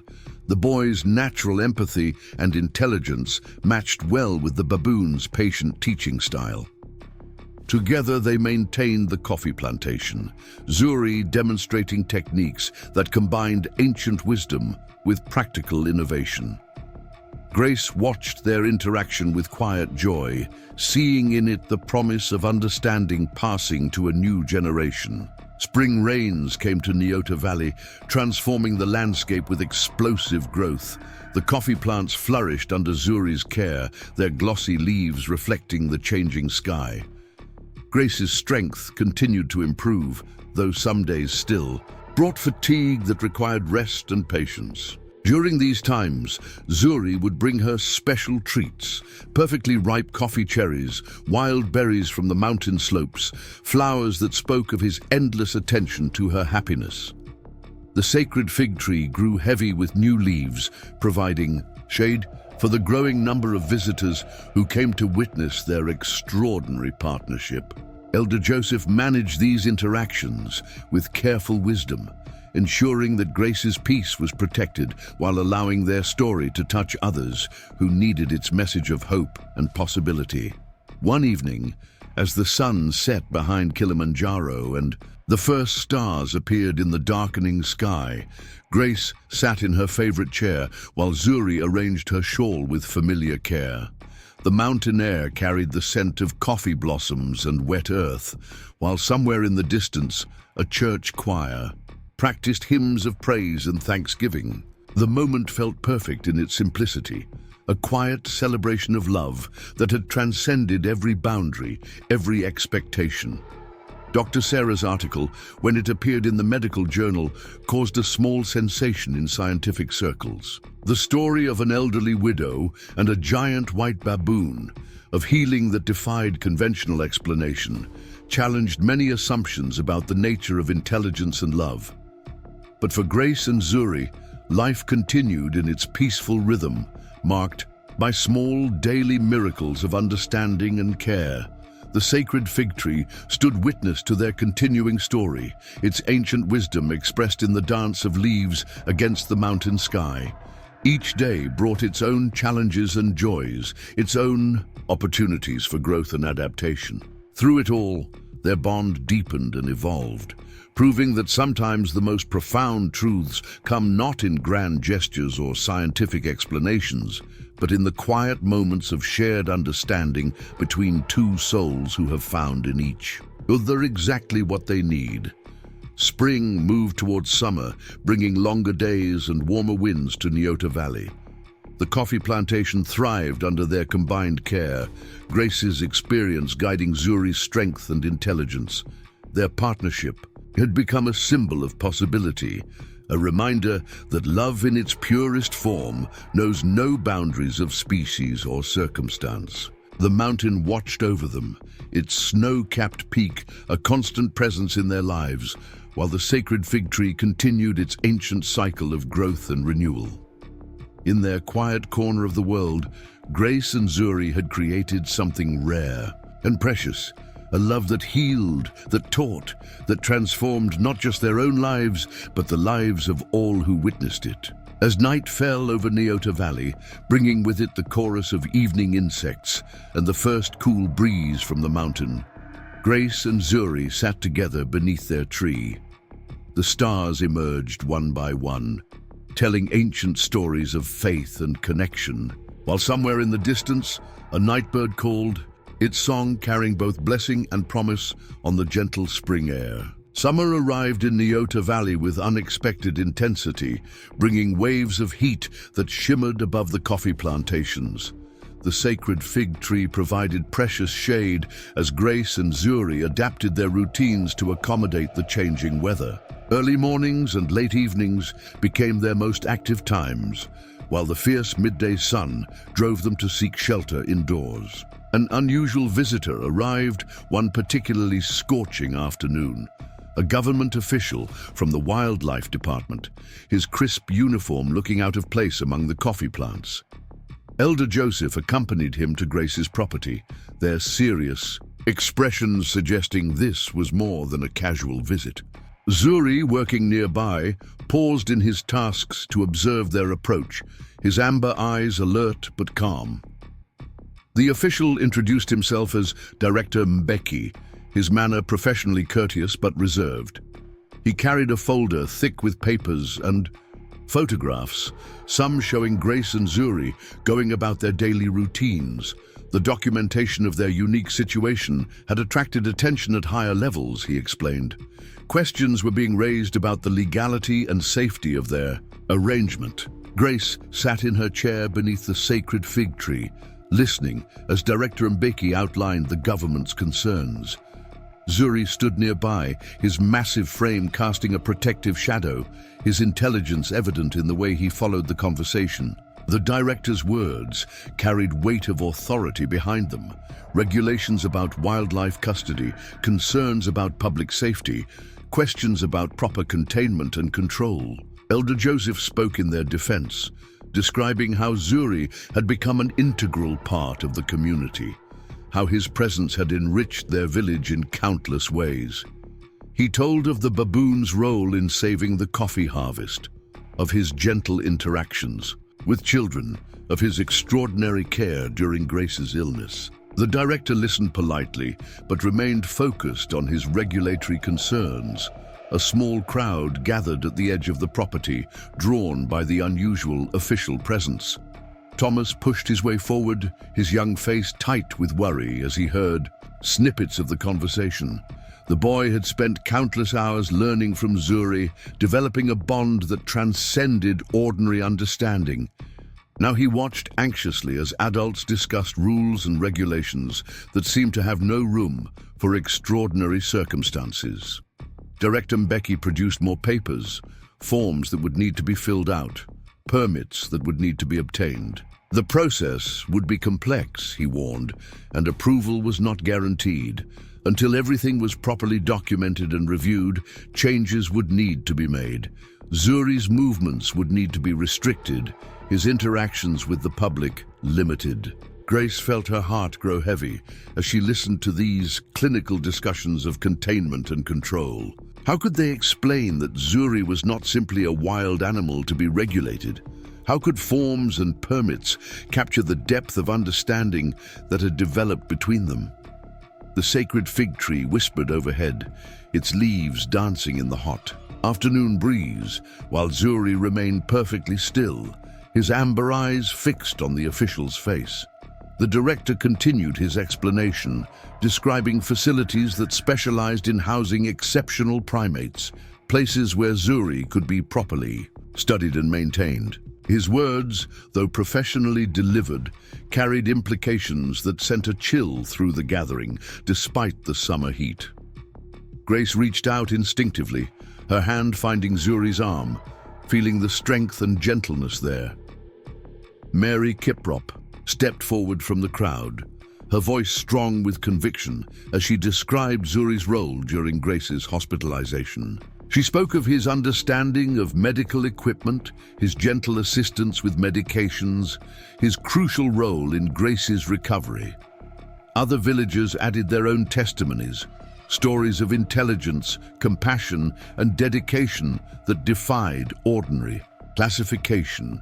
Director Mbeki listened to these accounts with growing interest, though his professional demeanor remained unchanged.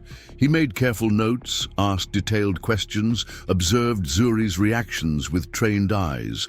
The baboon met, his gaze steadily, displaying both the intelligence that made him remarkable and the gentle dignity that had won over so many hearts. As the afternoon wore on, a compromise began to emerge. The director proposed a period of official observation and documentation. Government specialists would visit regularly, monitoring and recording Zuri's behavior and capabilities. Grace's property would be registered as a special study site, allowing them to maintain their current arrangement while proper evaluations were conducted. The sacred fig tree cast longer shadows as these details were discussed, its ancient presence a reminder that some bonds transcended human regulations. Grace listened carefully to the proposals, aware of both the opportunities and restrictions they presented. Zuri remained close, his understanding evident in subtle gestures and responses that did not go unnoticed by the observant director. Evening approached, bringing slight relief from the day's heat. Director Mbeki prepared to leave, his folder now filled with new notes and observations. He paused before departing, watching as Zuri carefully adjusted Grace's shawl against the cooling air.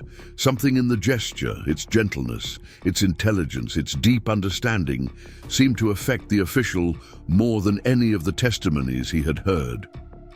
The first phase of observation would begin next week, he announced. Until then, they should continue their normal routines while preparing the necessary documentation. His tone had softened slightly, showing hints of the wonder that their situation often inspired in those who took time to truly observe it. As the official's vehicle disappeared down the mountain road, the gathered villagers slowly dispersed, discussing this new development in hushed voices.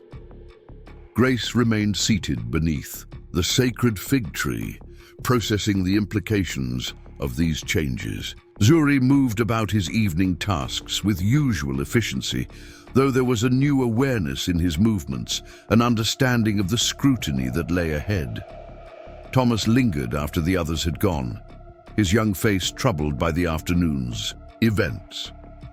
"They won't take him away, will they?" he asked Grace, his voice small against the evening sounds of the valley. Grace looked at Zuri, seeing in his amber eyes the same question, the same concern for their future together. The sacred fig tree rustled gently in the evening breeze, its leaves catching the last light of day. Somewhere on the mountain slopes, a troop of wild baboons called to each other, their voices carrying clearly in the cooling air. Zuri turned toward the sound, then back to Grace and Thomas, his choice made long ago and reaffirmed in every moment since. Night settled over Nyota Valley, bringing with it a chorus of evening insects and the first stars appearing above Kilimanjaro's peak. Grace and Zuri sat together beneath their tree, sharing a quietness that spoke of deep understanding and trust. Whatever challenges lay ahead, whatever observations and evaluations they would face, their bond remained true and unshakable. The mountain watched over them, its snow-capped peak ghostly in the starlight, while the sacred fig tree stood sentinel, its ancient wisdom a testament to endurance and adaptation. In their corner of the world, Grace and Zuri had created something that transcended ordinary classifications, a partnership that would now need to prove itself to those who viewed the world through the lens of rules and regulations. As darkness deepened and the valley fell quiet, Grace thought about the changes coming to their peaceful life. The academic attention had been one thing, doctors and researchers observing from a respectful distance. But government oversight brought different implications, different challenges to navigate. Zuri seemed to sense her concerns, offering comfort in his own way, small gestures of support and understanding that meant more than words ever could. His presence remained steady and sure, a reminder that their bond had already survived challenges that once seemed insurmountable. The night air carried the scent of coffee blossoms and earth, while distant lights twinkled in village windows like earthbound stars. Tomorrow would bring new adjustments, new preparations for the scrutiny ahead. But tonight belonged to them, to quiet understanding, to trust that had been earned through countless moments of shared experience. The sacred fig tree's leaves whispered ancient stories of endurance and triumph, while somewhere in the distance a nightbird called, its song carrying both challenge and promise on the gentle summer breeze. Grace and Zuri remained beneath. Their tree, two souls united in a connection that would now need to prove its worth to a world that preferred its boundaries clearly drawn and its categories neatly defined. Morning light painted Kilimanjaro's peak in shades of rose and gold as the first government observers arrived at Grace's property. They came equipped with cameras, notebooks, and scientific instruments. Tools meant to measure and quantify what the heart already knew.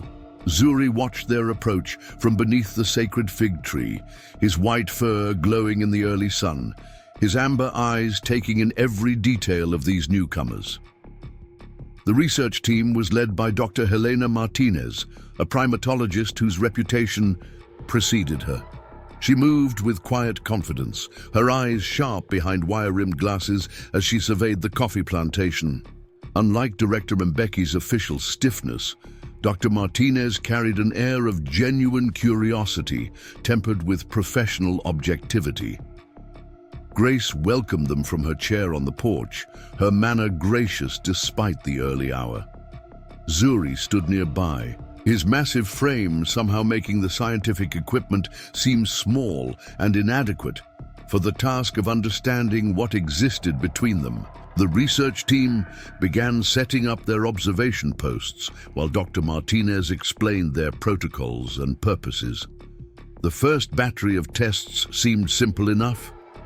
Cognitive assessments designed to measure intelligence and problem-solving abilities. Zuri approached these challenges with patience that surprised the researchers. He completed puzzle boxes meant for advanced primates in record time, demonstrated understanding of complex sequential tasks, and showed remarkable ability to adapt to new situations. Dr. Martinez took particular interest in Zuri's interactions with the coffee plantation. She watched as he demonstrated his knowledge of cultivation techniques, his ability to identify subtle signs of disease in the plants, his understanding of optimal harvesting times. Her notebook filled with observations that went far beyond standard behavioral studies. Thomas arrived after school, as he did most days, carrying his books and an eager curiosity about the research team's activities. Dr. Martinez observed with growing interest as Zuri shifted seamlessly into his role as teacher and mentor, helping the boy with his studies while maintaining his usual careful attention to Grace's needs. The sacred fig tree provided shade for the observers as they documented every aspect of daily life on the property. They recorded Zuri's gentle assistance with Grace's medical routine, his precise measurement of medications, his ability to monitor her vital signs with remarkable accuracy. Each observation seemed to challenge their preconceptions about the limitations of primate intelligence and emotional capacity. As summer heat intensified, the research team expanded their studies. They brought new equipment, eye-tracking devices, cognitive assessment tools, even medical monitoring systems. Zuri approached each new challenge with the same patient dignity that characterized all his actions, though his preference for simply being with Grace was evident to any careful observer. Dr. Martinez spent long hours in conversation with Elder Joseph, learning the history of Zuri's integration into the community. The village children often gathered to watch the research activities, their presence adding an element of joy to the scientific proceedings. They shared stories of Zuri's gentleness, his playful intelligence, his protective nature toward all who visited Grace's property. One particularly hot afternoon, an unexpected incident provided more insight than any planned test could have offered. A young researcher, new to the team, accidentally knocked over a tray of delicate scientific instruments.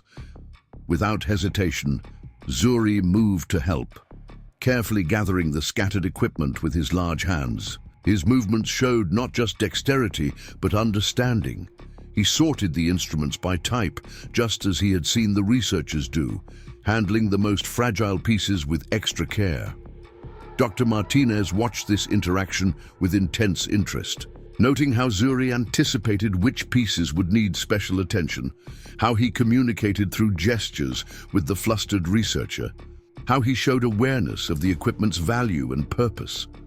Her notes that evening focused not just on cognitive ability, but on emotional intelligence and empathy. The days fell into a new rhythm as the research continued.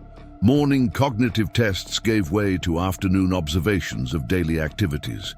The team documented everything: Zuri's role in maintaining the coffee plantation, his interactions with visitors, his constant gentle attention to Grace's well-being. Every observation seemed to add another layer to their understanding of his remarkable capabilities. Grace watched these proceedings with quiet patience, understanding the necessity of proving what she had known all along. she saw how Zuri adapted to the presence of observers, maintaining his dignity while satisfying their scientific curiosity. The sacred fig tree provided constancy through these changes, its ancient presence a reminder that some truths existed beyond scientific measurement. Dr. Martinez's preliminary reports began to circulate through academic channels, drawing attention from specialists around the world. The data suggested cognitive abilities far beyond what was previously documented in non-human primates. But it was the emotional intelligence, the depth of understanding and connection that proved most challenging. To quantify in scientific terms, the research team expanded their studies to include the broader community impact. They interviewed villagers about their interactions with Zuri, documented his role in local events, explored how his presence had transformed perceptions and relationships throughout Nyota Valley. Each testimony added another dimension to their understanding of his extraordinary nature. Mary Kiprop shared detailed accounts of Zuri's behavior during Grace's hospitalization. His understanding of medical procedures, his ability to communicate with hospital staff, his crucial role in her recovery. The medical team from Moshi Hospital provided their own observations, adding professional weight to what might otherwise have seemed like emotional exaggeration. Thomas proved to be a valuable source of insight, his daily interactions with Zuri providing clear evidence of teaching ability and knowledge transfer. The boy's school performance had improved significantly since beginning his unusual tutoring arrangement, particularly in subjects that required careful observation and practical application of knowledge.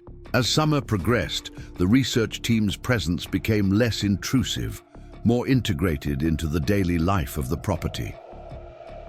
Dr. Martinez often sat quietly beneath the sacred fig tree, observing the subtle communications between Grace and Zuri, the countless small moments of understanding that defied scientific categorization. The evening brought cooler air down from the mountain, carrying the scent of coffee blossoms and earth. The research team packed away their equipment as shadows lengthened across the plantation. Zuri moved through his evening routine with usual efficiency, securing the property, ensuring Grace's comfort, maintaining the gentle vigilance that characterized his care. Dr. Martinez lingered one evening, watching as Zuri carefully arranged Grace's shawl against the cooling air. The scientist's professional detachment softened as she observed the depth of understanding between them. The way they anticipated each other's needs, communicated through subtle gestures, shared a connection that transcended ordinary boundaries. The sacred fig tree whispered overhead, its leaves dancing in the evening breeze while the last light painted Kilimanjaro's peak in shades of purple and gold. The mountain stood witness to these proceedings, its ancient presence a reminder that some truths existed beyond human measurement or understanding. Night settled over Nyota Valley, bringing with it the chorus of evening insects and the first stars appearing above the mountain. The research team's vehicles disappeared down the winding road, leaving Grace and Zuri to their peaceful evening. Routine. Their bond remained unchanged by the day's observations and tests, their connection as deep and true as ever. Dr. Martinez's final report would eventually reach Director Mbeki's desk, filled with data and observations that challenged conventional understanding of primate capabilities.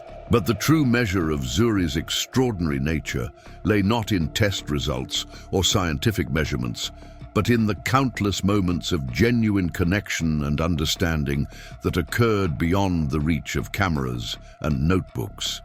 The sacred fig tree stood sentinel over their corner of the world, its ancient wisdom a testament to truths that existed beyond human classification. In the quiet evening hours, as Grace and Zuri sat together beneath its branches, the mountain watched over them while somewhere in the distance a nightbird called, its song carrying both challenge and triumph on the gentle summer breeze. The season turned unexpectedly harsh as August drew to a close. Unseasonable rains pounded Nyota Valley, transforming the mountain paths into treacherous streams of mud. Grace watched from her window as lightning illuminated Kilimanjaro's peak, the thunder echoing off the mountainside like distant drums. Zuri worked tirelessly to protect the coffee plantation, securing vulnerable plants against the wind and rain. News arrived with the storm. A government commission would visit within the week to make their final assessment.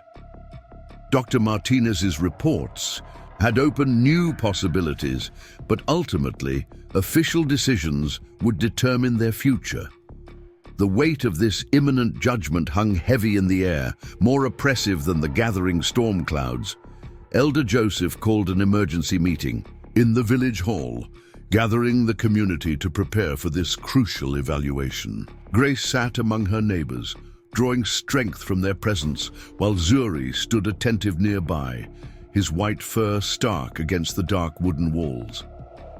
The rain drummed on the metal roof as they discussed strategies for demonstrating the true value of their unique situation. Mary Kiprop organized a detailed record of Zuri's contributions to community life. His role in saving the coffee harvest, his gentle teaching of village children, his remarkable care during Grace's illness. Thomas and his schoolmates prepared their own testimonies, eager to share how the extraordinary Baboon had influenced their education and understanding of the natural world. The sacred fig tree weathered the storm's fury, its ancient branches. Bending, but never breaking under the onslaught, Grace found herself drawing parallels between the tree's resilience and their own situation, deeply rooted in truth, flexible in approach, but unwavering in essential nature. Zuri seemed to sense her thoughts, his amber eyes reflecting understanding that transcended ordinary communication. The commission arrived on a morning when the rain finally relented, though heavy clouds still clung to the mountain peaks. 5. Officials emerged from their vehicles, their formal attire and serious expressions setting them apart from the usual visitors to Grace's property. Director Mbeki led the group, accompanied by representatives from various government departments.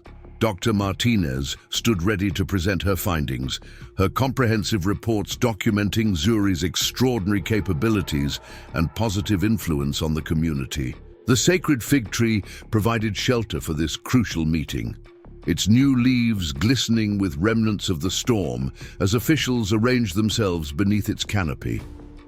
Grace sat in her familiar chair, Zuri's protective presence steady beside her as the proceedings began.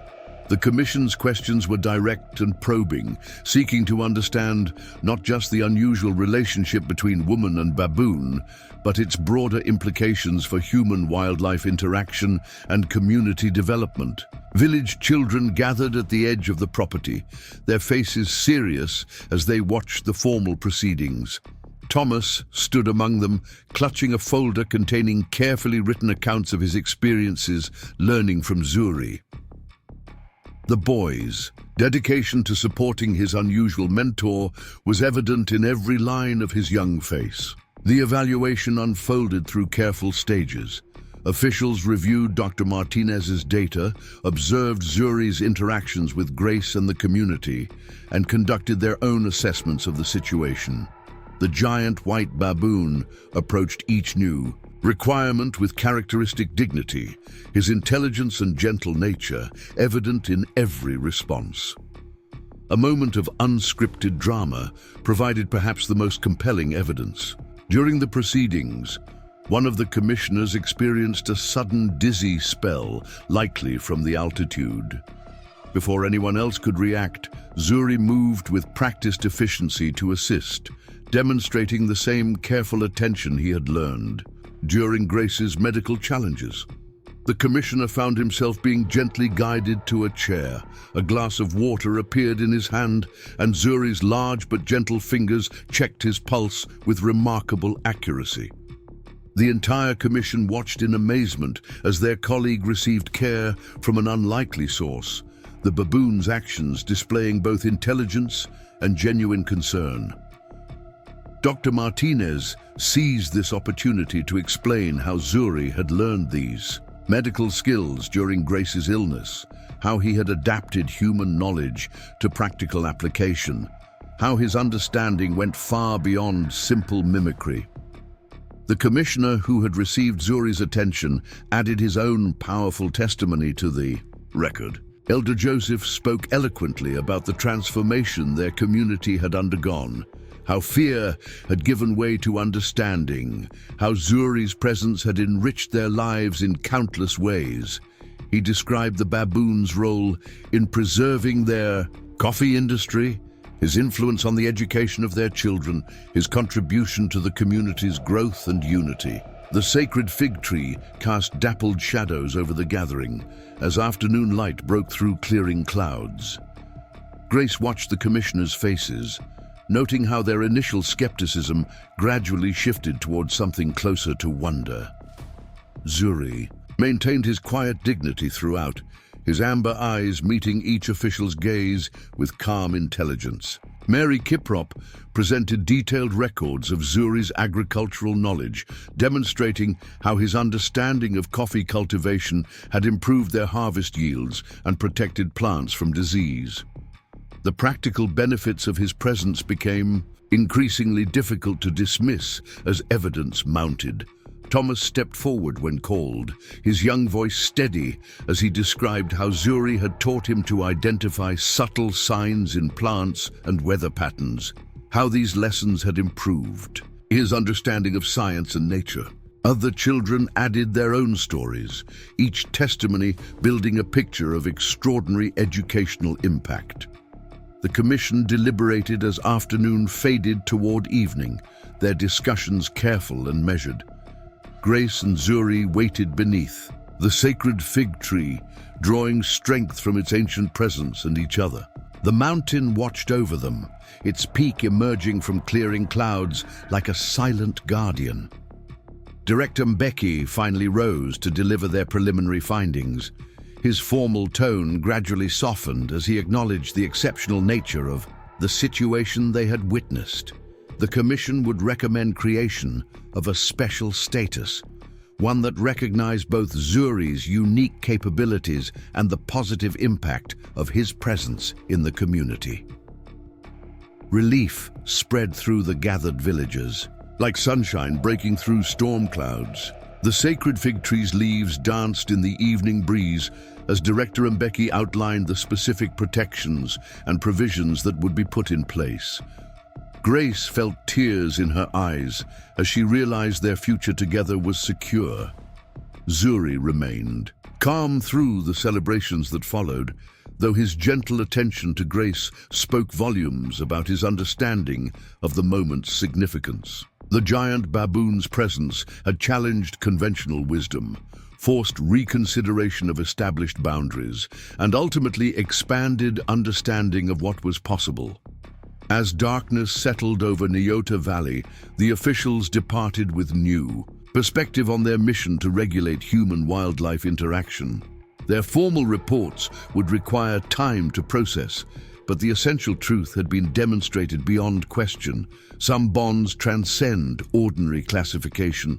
Some relationships defy standard regulation. The sacred fig tree stood silent guardian over Grace and Zuri as they sat together in the gathering night. Stars emerged above Kilimanjaro's peak, while somewhere in the distance, a night bird called, its song carrying both victory and promise. On the cool evening air, their corner of the world had demonstrated something profound about the capacity for understanding between species, about the true nature of intelligence and love. Village children's voices carried faintly on the breeze, their excited discussions of the day's events mixing with traditional songs of celebration. The mountain slopes echoed with distant thunder, no longer threatening but triumphant, like nature itself acknowledging this moment of transition and transcendence. Grace reached out to touch Zuri's hand, feeling the strength and gentleness there that had convinced so many skeptics. The baboon's amber eyes met hers with the same deep understanding that had characterized their relationship from the beginning.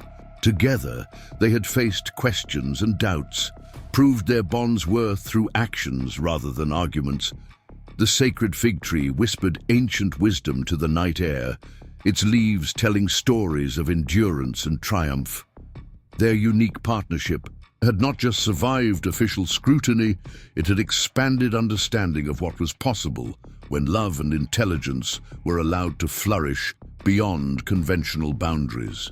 Autumn painted Nyota Valley in rich golds and deep reds as peace settled over Grace's property. The coffee harvest had been exceptional thanks to Zuri's dedicated care and wisdom. Their days fell into comfortable rhythms, each one marked by small moments of joy and deep understanding. The sacred fig tree stood proud against the changing sky, its leaves beginning to turn with the season. Grace noticed the changes gradually. A growing tiredness that no amount of rest seemed to cure, a heaviness in her limbs that made even simple tasks challenging. Zuri saw it too, his amber eyes watching with increasing concern as she struggled with daily activities. His care became even more attentive, his presence constant and comforting. The morning light filtered through autumn mist as Dr. Sarah made her monthly visit. The doctor's examination was thorough, her gentle hands checking vitals, while Zuri watched with knowing eyes. Grace saw the concern in both their faces, understanding without words that her time was growing short. The mountain air carried the scent of ripening coffee cherries as they discussed care and comfort rather than cure. Thomas arrived after school as usual, his young face brightening the somber afternoon. He didn't need to be told about Grace's condition. He saw it in Zuri's protective hovering, in the way the giant baboon helped her with even the smallest movements. The boy's presence brought light to difficult days, his lessons with Zuri continuing, even as Grace's strength waned. Elder Joseph visited often, bringing not just physical support, but spiritual comfort. He sat with Grace beneath the sacred fig tree, speaking of cycles and seasons, of lives well lived and love that transcended ordinary bounds. Zuri listened to these conversations with remarkable understanding, his gentle touches offering comfort when words fell short. The community rallied around them, each person finding ways to help. Mary Kiprop organized meals and assistance, while other villagers ensured the coffee plantation continued to thrive under Zuri's guidance. The giant white baboon maintained his dignity through it all, balancing his care for Grace with his responsibilities to their shared home. One crisp morning, as sunlight painted Kilimanjaro's peak in shades of gold, Grace sat in her favorite chair beneath the sacred fig tree. Zuri arranged her shawl with familiar care, his movements gentle and precise. The valley stretched before them, beautiful in autumn colors, while the mountain stood sentinel against the clear sky. Grace watched as Thomas arrived for his afternoon lesson, seeing how naturally Zuri shifted between roles: caregiver, teacher, protector. The boy's eagerness to learn matched the baboon's patience in teaching, their interaction a testament to possibilities that exceeded ordinary expectations. The sacred fig tree whispered overhead, its leaves telling stories of continuity and renewal. Evening approached with unusual beauty, the sunset painting the valley in breathtaking colors. Grace felt a deep peace as she watched Zuri guide Thomas through one final lesson, their silhouettes outlined against the golden light. The mountain air carried the scent of coffee blossoms mixed with autumn leaves, while distant village sounds created a gentle backdrop to this precious moment. As darkness settled over Nyota Valley, stars emerged one by one above Kilimanjaro's peak. Zuri helped Grace to bed with infinite tenderness, his understanding evident in every careful movement. The night was filled with a strange magnificence. The mountain standing dark against the star-filled sky, the sacred fig tree rustling with ancient wisdom, the air itself seeming to hold its breath. Grace drifted into final sleep, surrounded by love, Zuri's protective presence, the community's support, the mountain's eternal watch. Her last awareness was of gentle hands and amber eyes, of love that had transformed not just two lives, but an entire community's understanding of what was possible. Morning arrived with subtle grace, painting the valley in soft light. The sacred fig tree's leaves danced in the dawn breeze as villagers gathered, drawn by some unspoken understanding. They found Zuri still maintaining his vigil, his white fur, ghostly in the early light, his grief evident but dignified. Thomas was among the first to arrive, his young face wet with tears but determined. He stood beside Zuri as preparations were made, offering comfort even as he received it. The giant Baboon's presence remained steady and strong, his movements deliberate as he helped prepare for Grace's final journey. The funeral brought the entire community together, their voices raising traditional songs that echoed off the mountainside. Zuri stood with quiet dignity as Grace was laid to rest beneath the sacred fig tree, his amber eyes holding deep understanding of the moment's significance. The mountain watched over them, its peak clear against the autumn sky, while coffee plants swayed gently in the breeze. Days passed in gentle succession as the valley adjusted to Grace's absence. Zuri maintained his duties with characteristic dedication, tending the coffee plantation with the same care he had shown during her life. His grief was evident but not overwhelming, transformed into purpose and continued service to the community she had loved. Thomas spent more time at the property, his presence bringing youth and energy to quiet days. The boys' dedication to learning matched Zuri's commitment to teaching, their partnership carrying forward Grace's legacy of breaking down barriers between species and generations. The sacred fig tree provided shade for their lessons, its ancient presence a reminder of continuity amid change. The community embraced Zuri with newfound depth, understanding that he carried not just his own grief, but a responsibility to maintain what he and Grace had built together. Elder Joseph ensured legal protections remained in place, while Mary Kiprop coordinated practical support. The giant white baboon's role evolved, becoming not just a remarkable individual, but a living testament to love's transformative power. As seasons continued their eternal cycle, Zuri's influence grew in unexpected ways. The coffee plantation flourished under his care, his methods studied and adopted by other farmers. Village children gathered regularly for lessons, learning not just about agriculture, but about compassion, dedication, and the limitless possibilities of understanding across all boundaries. The sacred fig tree continued its watch over Grace's resting place, its leaves whispering ancient wisdom to all who sat beneath its branches. Zuri maintained his evening vigil there, his white fur catching the last light of day, his amber eyes holding memories of love that had changed not just his life, but an entire community's understanding of what was possible.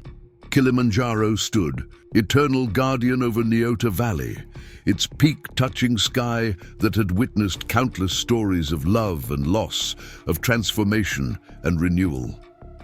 In the end, Grace and Zuri's story became part of the mountain's endless tale, a testament to love's power to transcend every boundary, to find light in darkness, to create lasting change through simple acts of understanding and compassion. The legacy they created lived on in every coffee plant that flourished under careful tending, in every child who learned to see beyond surface differences, in every heart that opened to broader possibilities of love and connection. Their story, extraordinary, yet somehow timeless, continued to inspire and transform, proving that some bonds transcend all ordinary understanding, creating ripples of change that touch lives far beyond their original circle. As the sun set on another day in Nyota Valley, Zuri sat beneath the sacred fig tree, its leaves dancing in the evening breeze. Somewhere in the distance, a nightbird called, its song carrying both memory and promise on the gentle autumn air. The mountain watched over all, its ancient presence a reminder that love, in its purest form, leaves marks that endure beyond any single lifetime, creating changes that continue to grow and flourish in unexpected ways. Up next, we've got two more remarkable stories of extraordinary connections that will touch your heart. Each one brings its own unique perspective on the power of unconditional love and unexpected bonds. Don't miss these incredible tales. They're waiting for you to discover them right now.